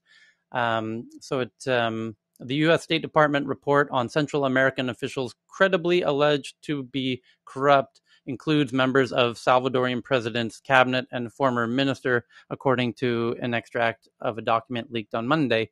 So it's understood in the U.S. That the point that John's making, which is that the El Salvadorian leadership is recognized as corrupt, even before. So the fact that they are adopting Bitcoin kind of does lead a little cause for concern, Dave. Yeah, I was just really interested in listening to you, John. Like what you were saying about the kind of the thing in the Tony Blair publication or whatever it was, like for the 60 of these projects. Like, are there some of those like that you think are really like critical ones that would be right at the top of the stack that are on, that are being prioritized for delivery, or like what's your sense on what the most important ones are? I haven't read through all the contracts, so I can't really assess. Sorry, but I suppose more from like a macro perspective, are there some big themes that you think are going to be critical to the success of that overall Belt and Road thing, like crypto being a theme, or like the big infrastructure? Like I need to read about it, John, but I like listening to you on it. Anyway, I'll go and have a read. Yeah, Dave, I think you should read it first. Sorry. Okay. Somto Henry, sorry. Yes, welcome to the stage. You were the one who sent me the DM about that kind of kicked off this conversation about the report that Nigeria might be, they are meeting with China about the internet. Go ahead, and thank you for the DM. Yeah, thank you for the opportunity. But I will quickly run through this. I think this Twitter ban is, let's say, it's the obvious move of it solidifies. It's like an obvious move to it of a dictator, quote unquote. And but something has been building up, especially in the crypto side. Something has been building up. Bank CBN has been placing sanctions on people that dealt with at a point they freezed accounts of people that deal in crypto. And as you know, Nigeria is like one of the biggest places, if not the biggest, as it relates to crypto. So they've been deploying federal resources into stopping, into withholding, into suppressing a particular set of citizens, especially the young generation of Nigeria, which is like the most active, the most they are like the opposition. The youth in Nigeria, like they are like the opposition right now to this current what do you call it, current government. And about the Twitter issue, I think we are missing what they are not doing. They are not banning Facebook. They didn't ban Facebook from what they call it. They didn't ban Facebook, and that's because more Nigerians are on Facebook, so it will not be politically sensible. Did we lose you? Country, because this what they call it, most of the protests, so most of the organizers of these protests, the NSAS protests, that's their protest against police brutality, all of them, Twitter is being used as a tool right now to push the government or to have some certain conversations. And I'm from the tribe that the president was referring to in the tweet, which he was referring to a genocide that happened between 1966 and thereabout, where almost 3 million Igbos died, and most of them died of starvation. And him referring to that incident is a day before remembrance, the remembrance of those people is terrible. And I applaud Twitter for taking down that tweet. And I really thank you for the what they call it. Thank you for the audience. And Twitter is doing a great job in Nigeria, and I cannot stress it enough. I cannot and we need to speak against neocolonialism. We need to speak against Chinese what they call it, aggression. Chinese aggression is incredible here. Infrastructure wise, the railroad infrastructure, like they are everywhere. Like, and we need to just speak against those people. Thank you. That's all I have to say. Thank you, Somto. And I assume you're in Nigeria. It sounds like you have a Nigerian accent. Yeah. Well, I hope you're safe and using a VPN for your own safety. And thank you for joining us. Yeah. Alabopo. Yeah. Hi, Tyler. Hey. Nigerian as well. I'm just gonna chip in. I'm not on ground in Nigeria. Most of my family, let me just say, all of my family and most of my friends are back home. So I've also been following this space. I know you covered this yesterday. I wasn't in the room, so I don't know how much context. But yes, indeed, Somto has put a lot of some context into this. The greatest opposition for the government at the moment are the youths of Nigeria, which is about 65% of the population. There was a protest, the very most peaceful protest ever in Nigeria, which happened a couple of months ago. Many people may be aware of it, which is the NSAS, and it was all organized through Twitter. And I think in terms of timing, I think the reason that the government has gone ahead with the ban at this time is because there's another planned protest on the 12th of June. And so quite fairly, they would have been planning to use Twitter to organize that protest. The 12th of June is very significant in the history of Nigeria because it was when a peaceful election happened. Former peaceful election, MK Abiola, who won the election, he was arrested by the government. He went into exile, arrested by the government of the time. I can't remember if it was Babangida. I think it was Babangida, and he was later killed. Where they say he died in prison, but he was killed as far as every Nigerian is concerned. So it's a very significant date. So there's a nationwide protest planned for the 12th of June. And I think that the government has gone ahead with the ban of Twitter at this time just to try to kill that process.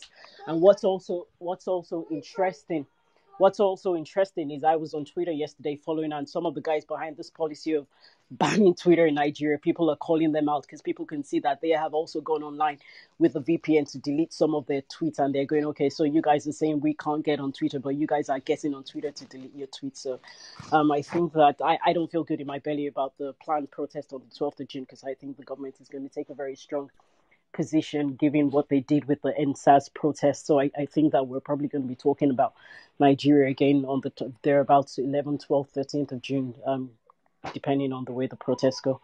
I'm on laptop when I'm done speaking. Thank you, and it's great to have you here. And this is, by the way, I'll just pause to say a huge thanks to John and everybody on stage, Somto especially. How amazing is Clubhouse that when there's news breaking of this type that we can get folks from around the world into a Clubhouse room together to do, this is just fantastic. It makes traditional journalism, I don't know how they're going to be able to compete, but kind of shifting into other related topics. Somebody in my DMs named Letitia. If you're Letitia, Olaboko, your mic might still be on. I'm gonna mute her. Just mute. Yeah. So Thanks. Letitia, if you're in the audience, please do jump up on stage if you can. She just DM'd an article about how apparently she's Hungarian, because in Hungary yesterday there were very large protests in the capital of Budapest, where thousands of Hungarians, being reported by Reuters, I'll retweet this out so you can read it yourself, as Letitia just shared, that Hungarians protest against a planned Chinese university campus. Thousands of Hungarians, some of them holding banners declaring treason, protested yesterday against a Chinese university's plans to open a campus in Budapest. And I would love any on-the-ground Hungarian context, if there happens to be any, to kind of understand what that's about. So Letitia, if you could raise your hand, or any Hungarians who might be able to jump up, that would be fantastic. Or better yet, again, what the power of Clubhouse is, in the bottom right-hand corner of your screen, there's a plus.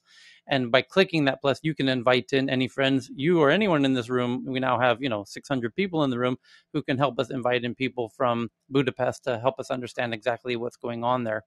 And that, again, is the power of what a Clubhouse and tech news around the world is really all about. So thank you for that, Letitia, and look forward to hearing from some Hungarians who can help us understand what that headline is really all about. Beyond what Tyler? Yes. Can I just add a quick timeline to the current El Salvador story? Yeah. Okay, so Salvador's situation was back in May of mid-May, China and El Salvador agreed to an agreement where they'll share technology and social welfare items, where China was going to invest in their social welfare projects as well as share technology. What that was, we don't know. U.S. Was against this, and soon after, they released that list of narco affiliations of all the politicians in El Salvador. El Salvador president tried to backtrack on his Chinese deal, trying to put on a image that he was actually standing firm against China, saying that China should not institute their currencies on us or change our financial structures, and they should respect us. And then yesterday was his announcement about Bitcoin and him going against the whole the U.S. domination, or the central bank dominations of their currency. So it's an evolving story, but it's interesting that the connections and the timeline there. Yeah, and the U.S. is very concerned, as they say, and the U.S. is telling El Salvador, please do not do business with China, because they understand they don't want to see a repeat of Africa happening near their, in South America, more geographically close to the U.S., no doubt. But that's going to be a very interesting geopolitical development, which I'm sure John is very well familiar with, how concerning the U.S. How concerned the U.S. will be if China continues to ramp up their investments in South Africa, in South America, as they did in Africa. And here, to change topics a bit here, well, actually, there's one last. You want me to take a quick stab on the Hungary thing? Please do, John. A little color there. Please do. So, the interesting thing about Hungary is it's usually the one very pro China government in Europe. So when China needs something blocked, it usually tries to push hard for Hungary to do it. This happened actually a couple of days ago, I think. Basically, Germany got in a bit of a tiff with Hungary because Hungary moved to block the EU kind of resolution criticizing China. So I think in the 17+1 dialogue or something like that, like the Hungarians have kind of pushed people in certain ways that haven't exactly been very much appreciated. I know that like Lithuania and I think Estonia have dropped out of it since. So Hungary is generally considered a very pro-China nation within the European Union. So interesting to see like this story get traction. The cynic in me goes that it's kind of purposefully being pushed, that this is like happening in Hungary to try and put pressure on the government domestically somehow, but kind of highlighting the localized protest against China. So I mean, there's a lot that's going on here, kind of in the background, right? On top of everything. Amen to that. And here's an article to highlight that from Barron's, just released a couple days ago. The headline is, the U.S. needs a digital dollar to counter China's threat, lawmakers say. Some lawmakers in Congress view China's new digital currency as a growing threat to the dollar, and they're urging the Federal Reserve to get moving on a digital dollar. A bipartisan bill introduced in the House recently dubbed the 21st Century Dollar Act aims to enshrine the dollar as the primary global reserve currency. It will require the Treasury to report within 6 months on efforts to develop a digital dollar. The measure also targets China's global currency aspirations. The bill requires the Treasury to assess the risks of the U.S.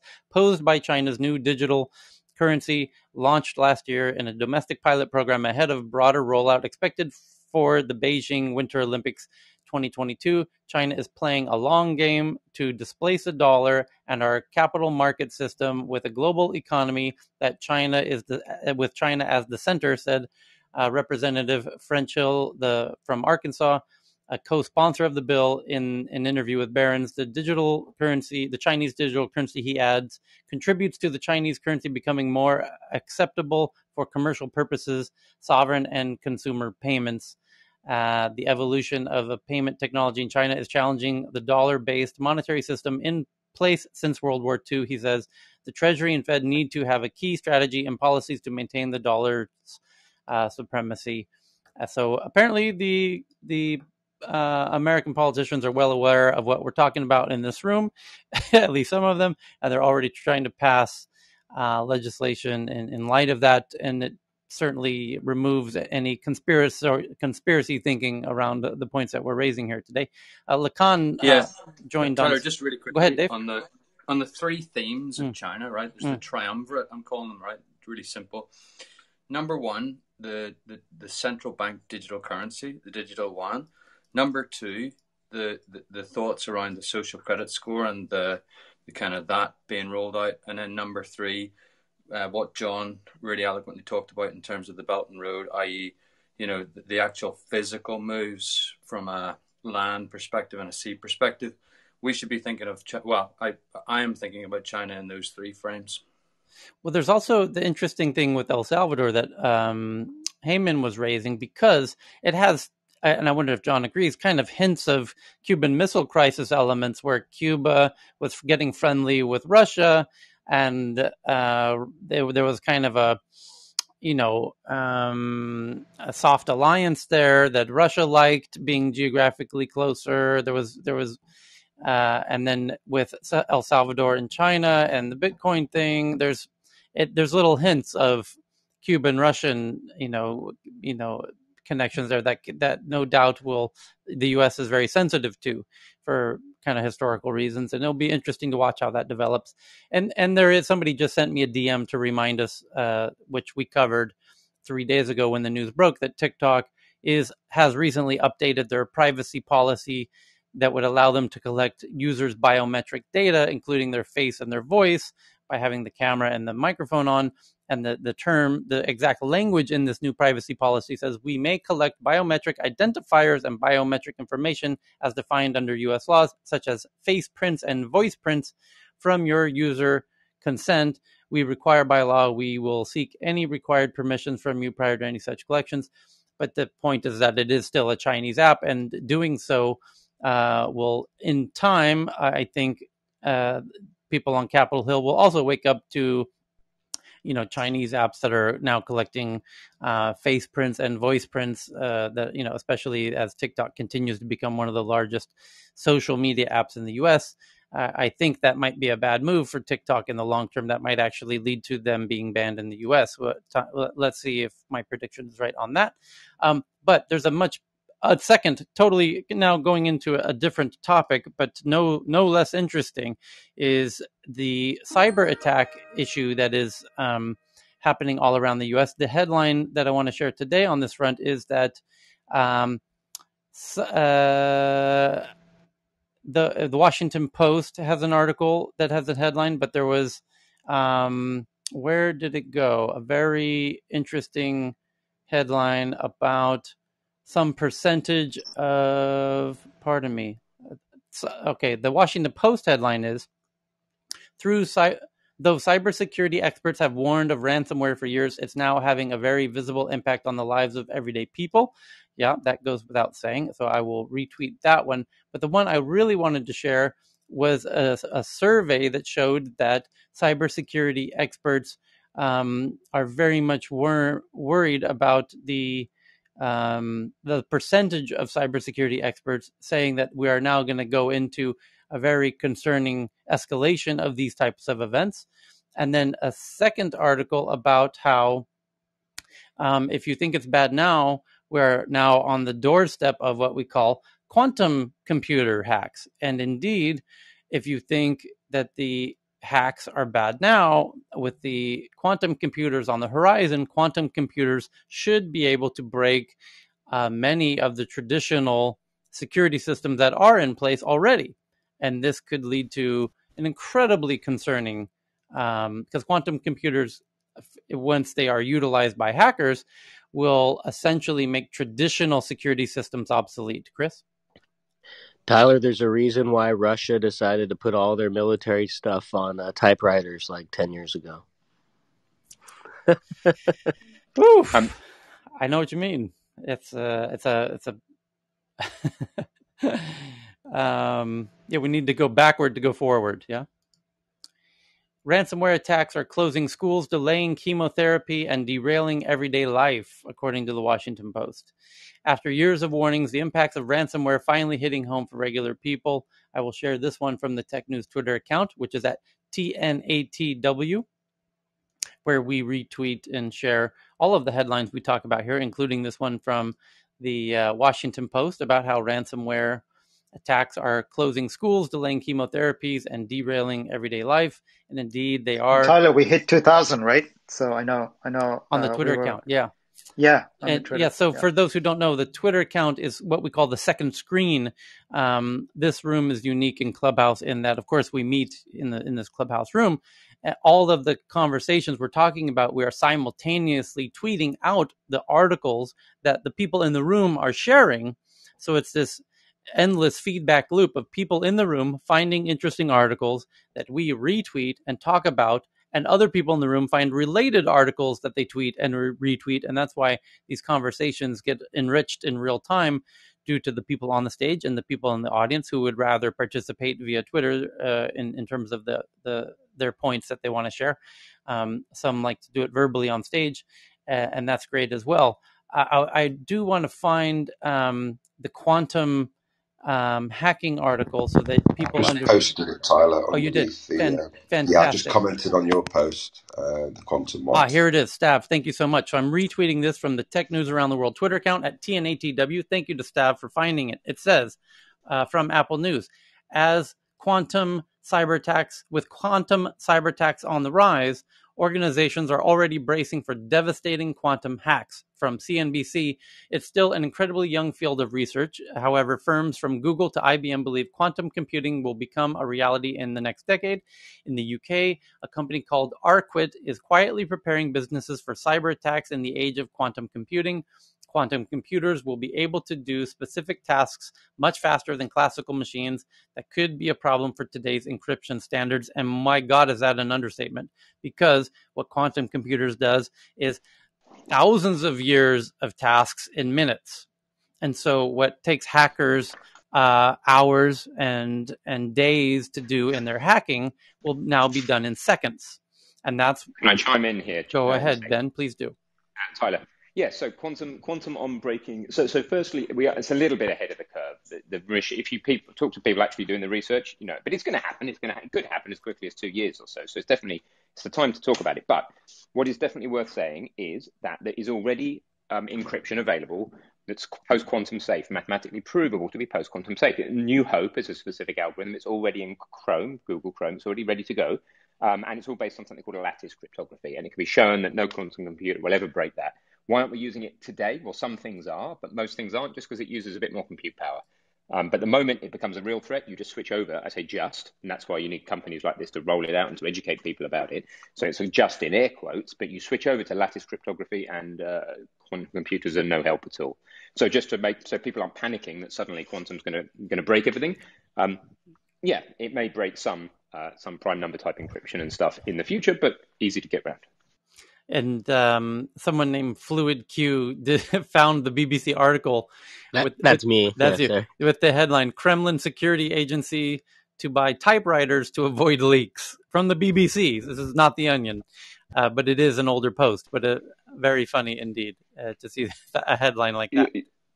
You should actually be aware that typewriters, if you can record the sound of them, you can actually make a very distinct, actually predict what they actually, you can actually detect what letters they are typing by the sound, by just the sound of the typewriter. And as Johan knows, being from Sweden and where I work myself, we have a company called Behaviosec who does the modern version of this, which is they can detect a person on using any smartphone by the way they type on the device.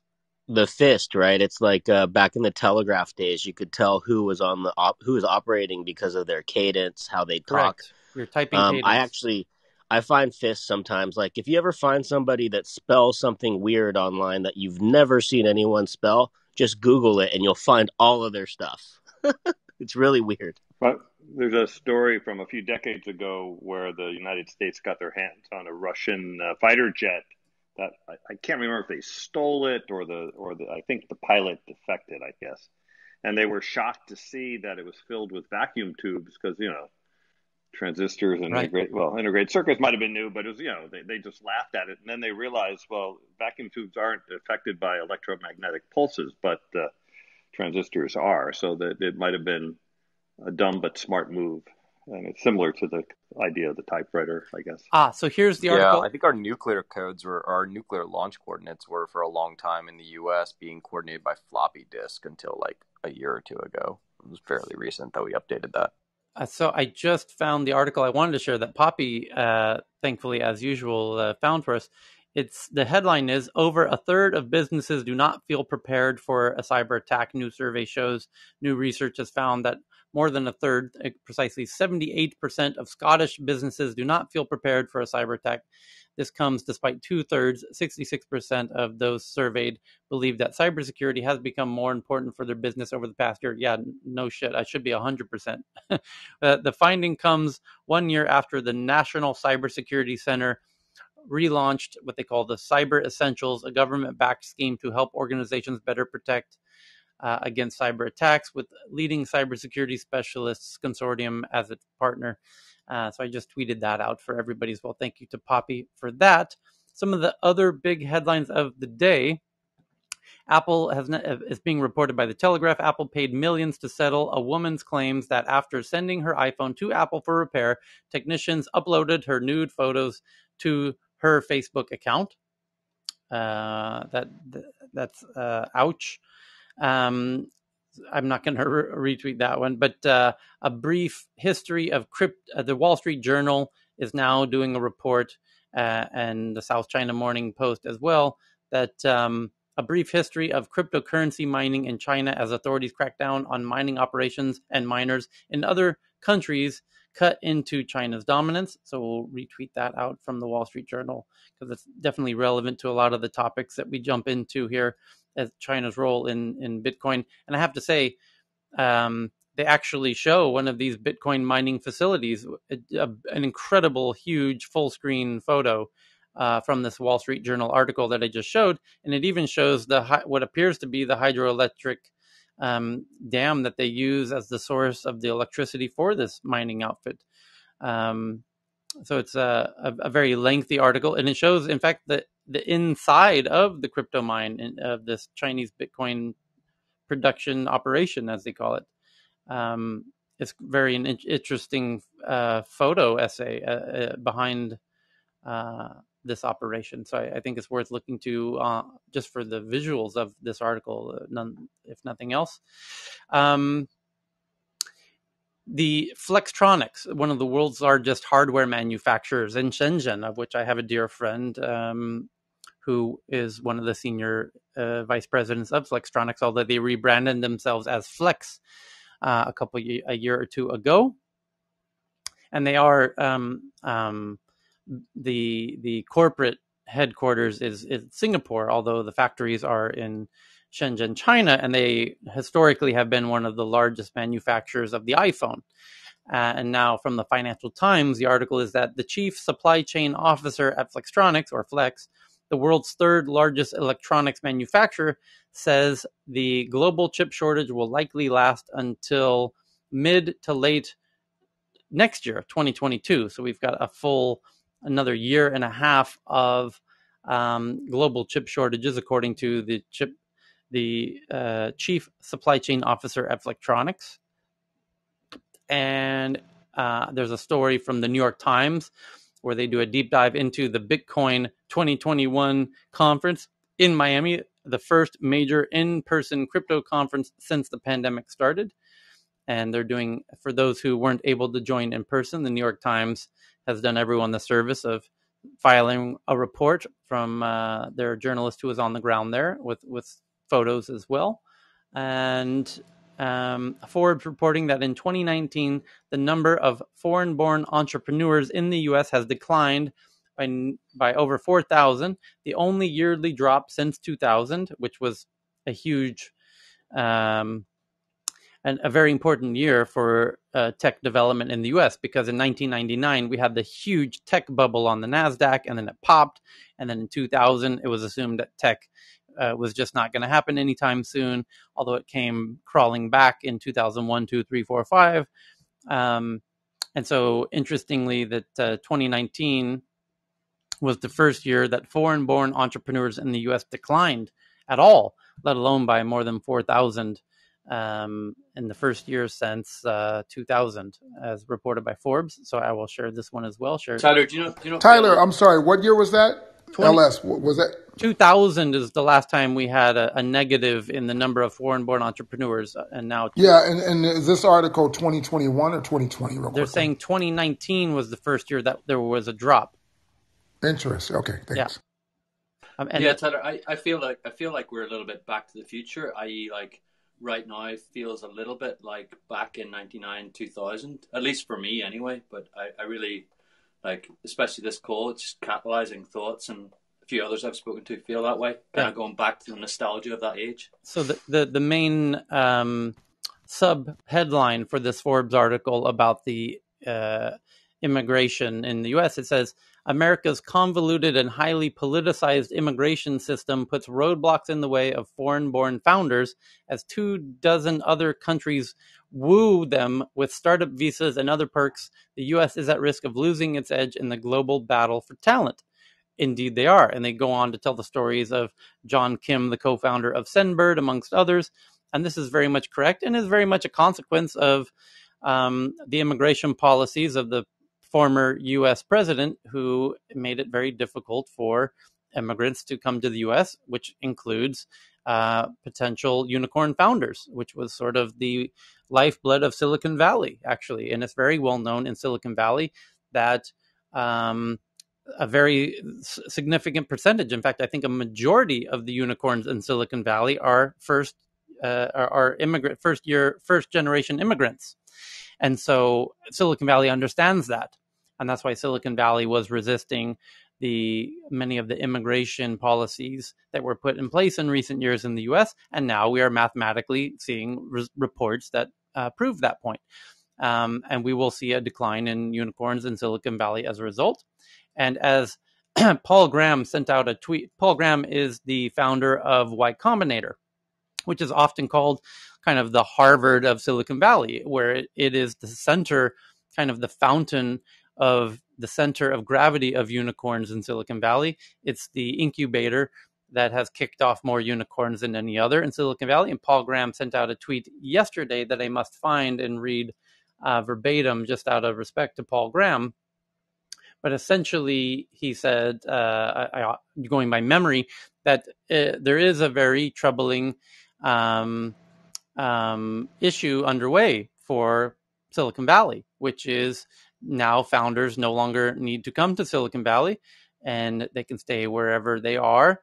And this is of great concern to the hegemony of Silicon Valley as the magnet of the future unicorn founders around the world. And he's very much correct. Although Fred Wilson, one of the best investors in the U.S., who happens to be based in New York, was one of the hundreds of people who replied to Paul Graham's tweet and said, yes, but this is, of course, a benefit to the rest of the world. And in fact, he's correct. And it's perhaps not a coincidence that India is going through an absolute explosion of unicorns, precisely as Silicon Valley is now going to start to see a decline in the number of unicorns. And those two things are obviously have a very strong correlation. And it's not just India. You're going to start seeing booms of unicorns all over the planet now that Silicon Valley no longer has this black hole-like magnetic attraction due to those immigration policies in part, and and COVID as well, no doubt.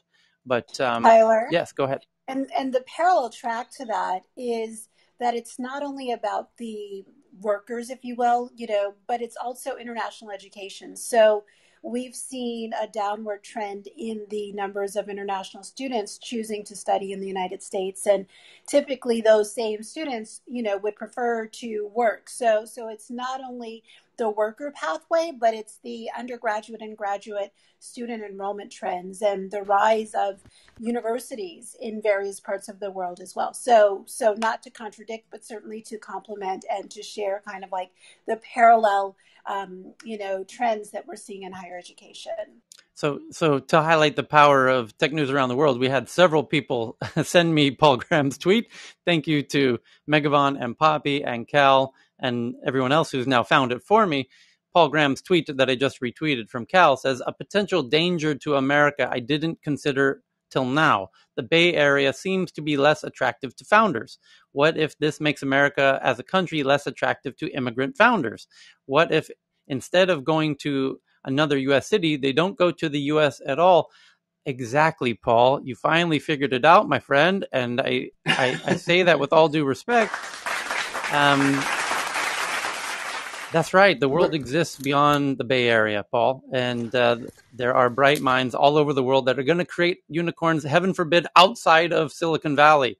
And India knows this better than anybody, as they are kicking off unicorns willy-nilly on a daily basis. And that is going to come to Africa in the near future. And I couldn't be more excited about that for the future of the continent and for the investors who participate in that. Tech is now a global game.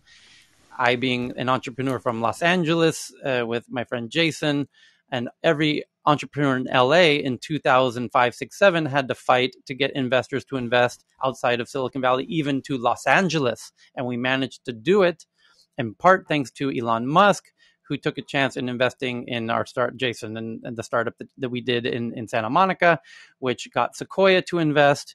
And that began the trend to develop Los Angeles's tech ecosystem outside of the claws of Silicon Valley, which then spread to London with David Cameron's initiative called Tech City. And they did manage to build London as a tech ecosystem, which spread to Stockholm, where we have more unicorns per capita anywhere other than Silicon Valley. And Stockholm was flourishing, which led to Paris, which led to Amsterdam, and Europe booming, and now India's booming, and then in the very near future Africa will be booming, and Southeast Asia's booming. I've no doubt China's been booming for the past decade plus, and it is indeed a global game now.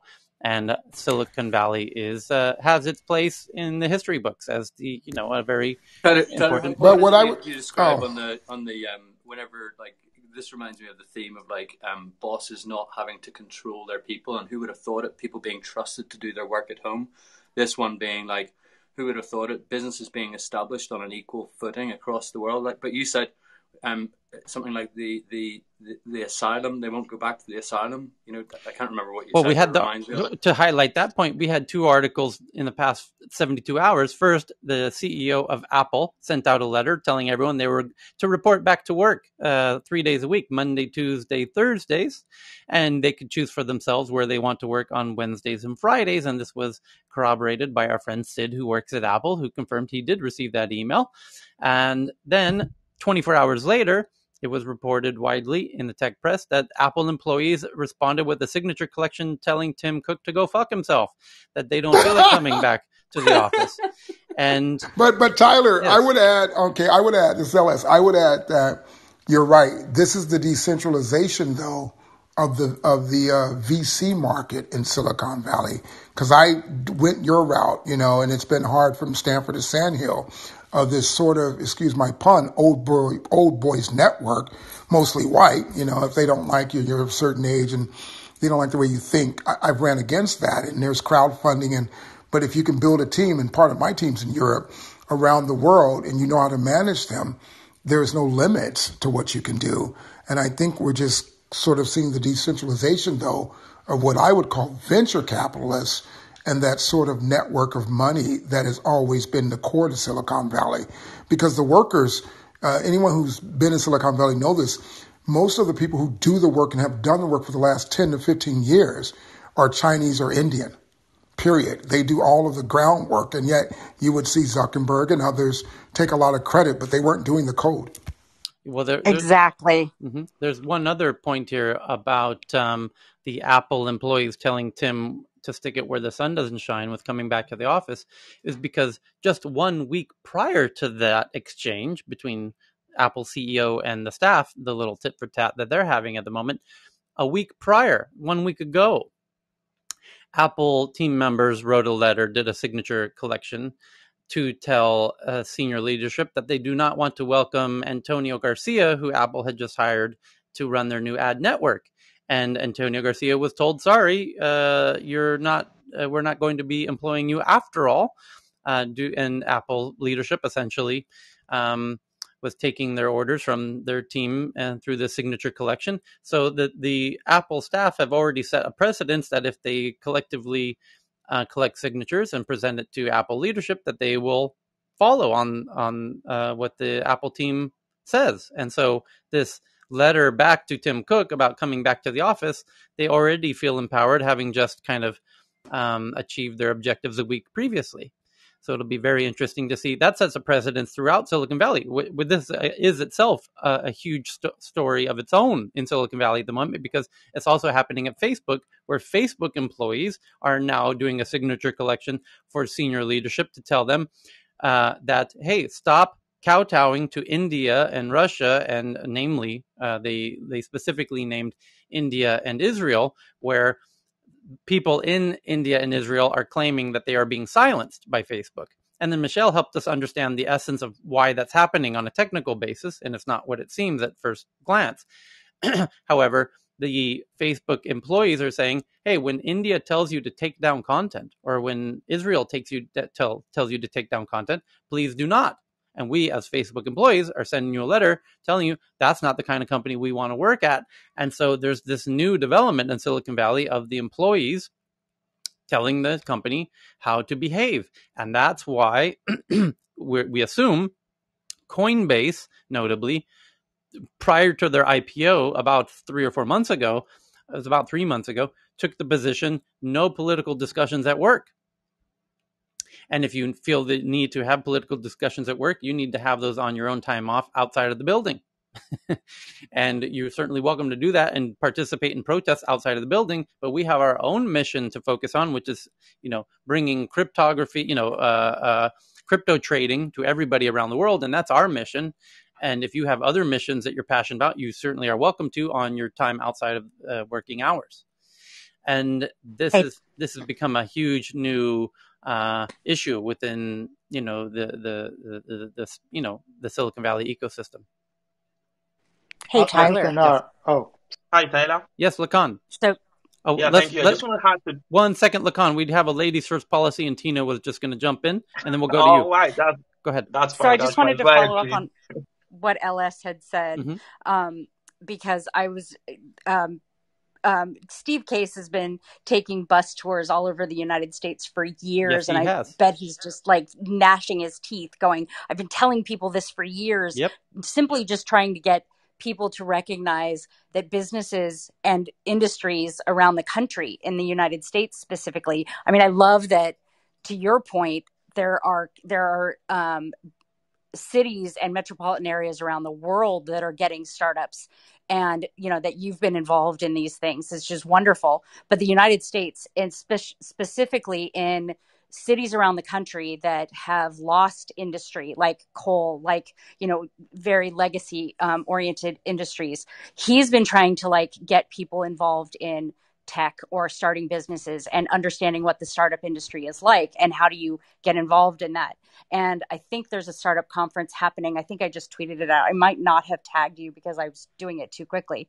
But I think this is going to be something game changing, specifically to your point about employees taking back control, which I think is going to be interesting to watch happen and to see how quickly or how, I don't know the right word to use, but in an evolutionary sense, how it happens incrementally. Well, thanks for letting me speak. Thank you, Tina. And I'll turn it to just one quick comment, and then we'll turn it to you, Lacan, which I'm glad to see you here on stage. That here's one indication of how it could change. Thailand in the past 24 hours had a meeting with the prime minister to approve a new remote worker visa that would allow, for the first time ever, non-Thais to be able to purchase land in Thailand legally and very easily, and also give them a 10-year visa, which is unprecedented, because they were actually charging $50,000 to get a 5-year visa.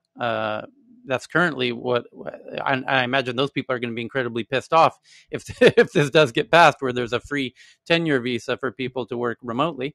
But Thailand sees this as a huge opportunity, and they're going to go into big marketing mode to reposition themselves not as a tourist destination, but as a remote work destination, which, hello from Thailand myself right now, where I work remotely and do tech news around the world. So I think you're all crazy for not being here, by the way. I'm just going to say that out loud. Yeah, did I say Thailand, that? Did I say that out loud? Can you travel there? Oh, but Thailand, can you travel as well, or is that only remote? Starting July 1st, you will be able to travel here without any real quarantine. You'll be able to land on the island of Phuket, which is the 9th largest travel destination on the planet. Number 1 being Bangkok, number 2 being Paris, number 9 being the island of Phuket, which is a separate part of Thailand. And on the island of Phuket, you can land without any quarantine, except you'll have to stay on the island of Phuket, which is quite large, by the way. Lots of shopping malls and dozens of Starbucks, dozens of McDonald's, and dozens of beaches and everything. But the point is, it will be a quarantine-free, except staying on the island. You don't need to stay in your hotel room. You'll have to stay on the island now for 14 days, was the last report a few hours ago. And then you'll be able to go out all throughout Thailand. And you'll have to do a test while you arrive and after you leave, or as you plan to leave the island. So starting July 1st, which is now 3 weeks away, that's the latest update. No, Tyler, I meant under the remote work visa. Can you travel there and back? Oh, of course. Yeah. Oh, okay. Yeah. And by the way, you will also be able to be allowed to work in Thailand, so it includes a work visa as part of it. So this is just a really unprecedented initiative to seize the opportunity of people leaving not only the Silicon Valley, but the U.S., because as Americans, if you live outside of the U.S. for more than 330 days a year, you receive $100,000 instant tax discount. So, and most Americans don't realize that you are paying, in fact, $100 a day just to wake up inside the continental U.S. If you wake up outside the continental U.S., you actually save $100 instantly off of your taxes just for having your residence outside of the U.S. You can still visit 30 days a year inside the U.S. Tyler, and the other piece that I'm working to understand is that I've heard reports that expats in Vietnam. Or I shouldn't say expats, people that are working remotely. I don't know what the label is. So they're feeling pushed out of Vietnam. So I think that the timing of this new policy with the Thai government is really interesting, as people who had been doing similar type of work remotely based in Vietnam are now looking for other places to land. So I think that there will continue to be like competition between places like Thailand, Vietnam, parts of Indonesia, Bali, and exactly, for these global nomads. Yeah, and not just. And this is Simon again, not just the Far East. The mayor of Cape Town has also just announced he wants to do the same thing for Cape Town, which, pardon me, Tyler, but after San Francisco, probably the closest thing to living in San Francisco is living in Cape Town. Yep. So there's going to be competition. Exactly. Well, game on, Simon. I look forward to the healthy competition between your Cape Town and Thailand. But my point, I know you're exactly right, by the way, because I saw an article yesterday heralding the benefits of being a geek in Cape Town as the doorstep to the African continent, which as you heard me say 15 minutes ago, I really feel is, the future, the future unicorns. That's perhaps the best opportunity. And now that India's unicorn factory is well underway, that the future unicorns will be coming on the continent in years to come. And Cape Town, they were arguing, is the right place to start from. For the, Nigeria really shot itself in the foot because Nigeria was considered one of the smart places to build a tech company from in Lagos. I think they just effectively killed and burnt their potential future unicorn factory to the ground by banning Twitter. So, Tyler, without derailing the thread too much, can you sell me on Cape Town? Because I have a different view, and I'm curious about. Yeah. You want me to sell you on Cape Town? Yes. Let Simon sell you on it. Yeah. Yeah. I want to hear that too. Think about this. It's the same kind of weather as San Francisco, so it's a Mediterranean climate. There are wine farms within 45 minutes of drive from Cape Town. There's obviously the mountain, which is what people call Table Mountain, which is probably like a sort of a world famous site. There's just about 4 or 5 hours away from Cape Town. There's an area called the Garden Route where I actually do stay sometimes, which has got some of the best weather and some of the best beaches that you'll ever see. I mean, we're talking about 5 kilometers of sand. What about the political? The wine, Simon? What about the political? The wine and the food. No. So an ecosystem is created by multiple factors. Clearly, weather, location. What about the university political system? The invitation to immigrants. What's the status on that? Okay. Tax, regulatory structure, demography. I'm very curious about the overarching situation. Everything that's created Silicon Valley. Yeah, well, I think the issue about immigration is what the mayor of Cape Town is going to be addressing. He says he wants to take it to the national government. So it's obviously it's early days yet. Thailand is ahead of Cape Town. Diversity. You've got the University of Cape Town. You've got the University of Stellenbosch, world class universities. You've got quite a strong tech community, as Tyler was saying. There's quite a strong tech community has started. I mean, it's interesting. Okay, there's a bit of controversy about Amazon's new African head office in Cape Town, where it's being located, but that's a different issue. But Amazon are now putting their Africa head office in Cape Town.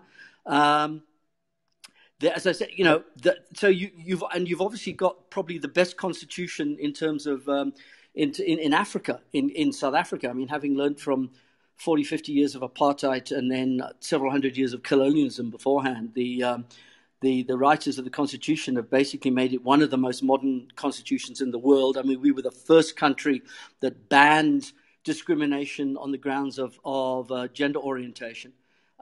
So from that, the thing that's got to be put, the issue has got to come up, and it's still not been, that we still haven't heard about it yet, is what they do about immigration. But I mean, it's if Thailand can do it, and I'm sure our president is probably looking at things like that, they may well do it here. Thanks. Hi, do you mind if I chime in, Tyler? I think I just pinged you to just Yeah, give who else better to jump in, Mabana? Welcome.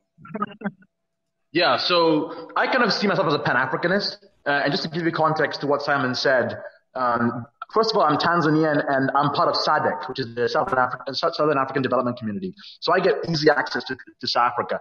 Not the same for Nigerian or Kenyan, by the way, right? So this actually does matter as far as allowing free flow of talent within the continent. And just to give you context, when I was in South Africa the first time in '96, I believe, I hated it. Post-apartheid, I told myself I'll never come back again. It was, you don't want to go into how racially charged that was for me. And I just was like, that's it. I was invited to a conference in Johannesburg and Cape Town in 2011, 12, and I moved back to Africa to start Savannah Fund, the investment vehicle. And I was nervous. I was like, has it changed? Has it not? I was already told by others that the World Cup that happened, I think in 2000, someone helped me out, 2010 was a huge boost and helped position South Africa a better life for at least for a lot of Africans and even foreigners. So when I visited, I was amazed. I was shocked. The red carpet treatment in Cape Town, met other VCs. There were still some overhanging issues. I mean, I got treated a little bit weirdly when I was in coffee shops, when I wasn't in my VC hat, in the usual VC uniform, right? But if I'm like after a hike or something on the promenade in Cape Town, walking into a coffee shop, people give me looks. But that's changed, right? What Simon said, just to add further to that, 8 out of the 10 best universities in Africa are in Cape Town. Infrastructure is amazing. The issues that come up with Cape Town is around, how connected are to the rest of the continent. So if you build a startup in Cape Town for Africa, it's a little bit tougher to get more on the ground info. So it's not an ideal hub to expand into, say, the rest of Africa, right? Nairobi, Ghana are better for those. 500 startups asked me this question after Geeks on a Plane, where to open an office. And it's really hard to answer because a lot of the founders, even in Cape Town, I mean, there are a lot of white founders, not as many African founders. You find them more in Joburg, by the way. So I've actually been spending my time more in Joburg than Cape Town because I have better diversity on the founders. But there's a lot of talent in Cape Town that is yearning to be the next Elon Musk and globalize faster, right? So if you want to find startups that have world-class tech and a propensity to go international quickly, right?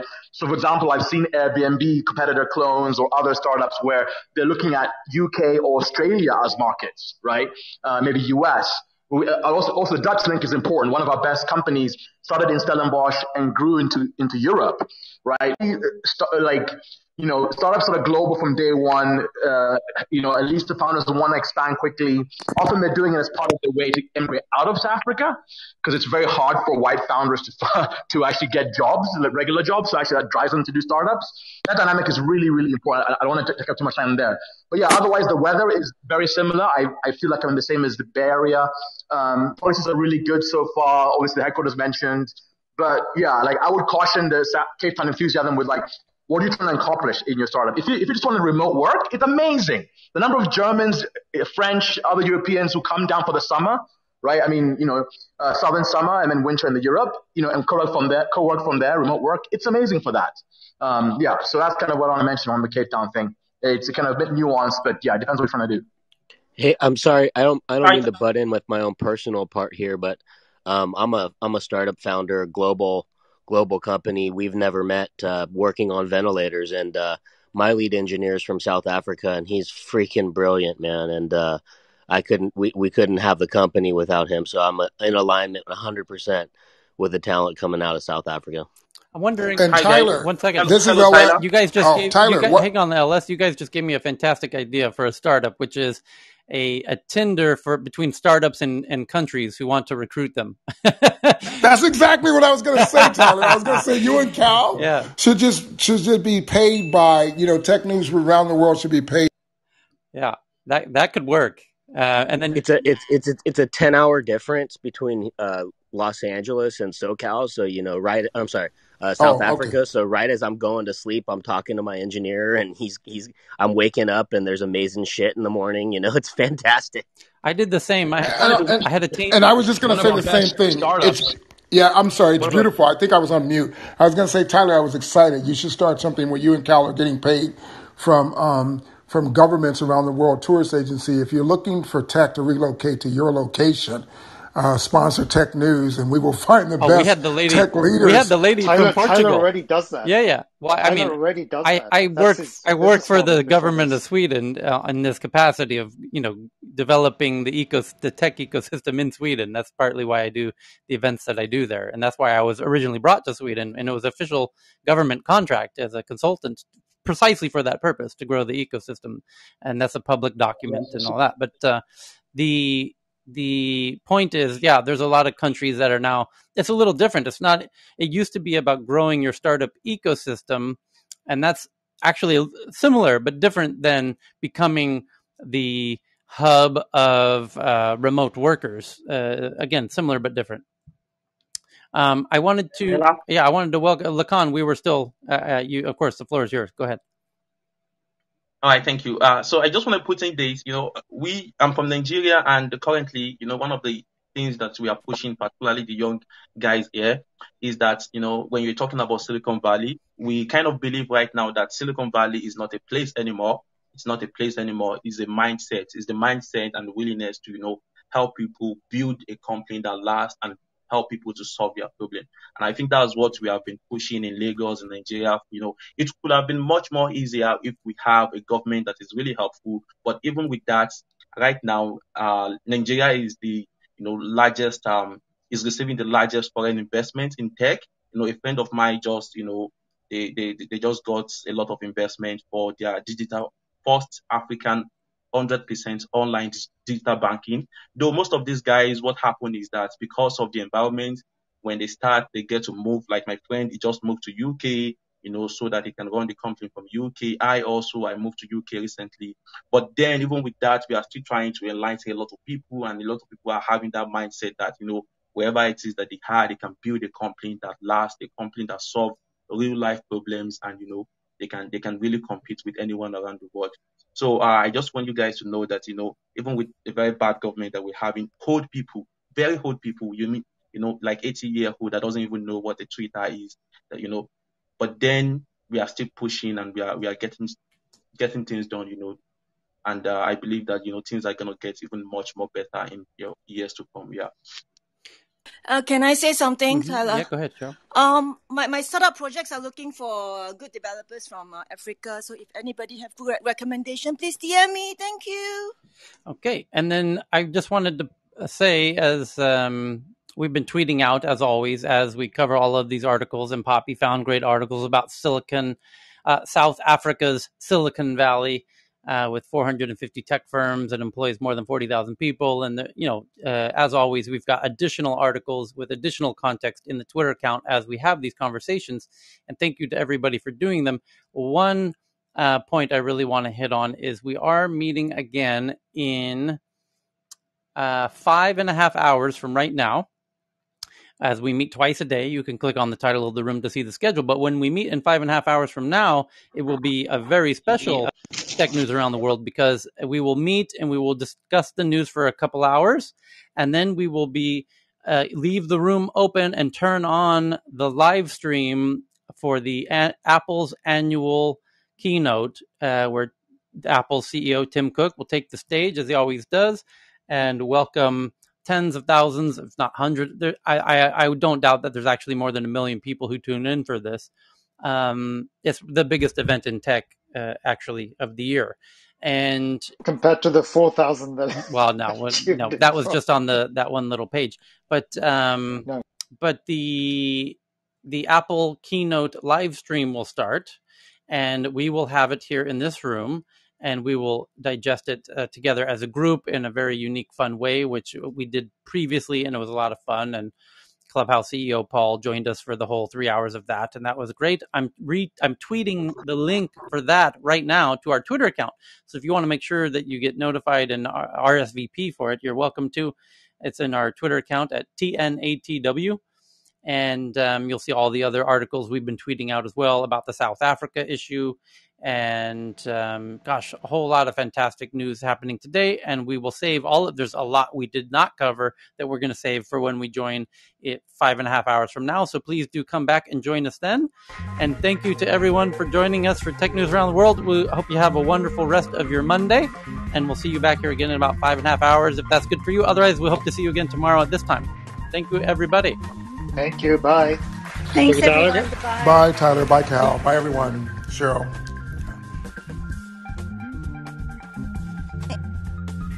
Thank you. See you later. See you, Cheryl.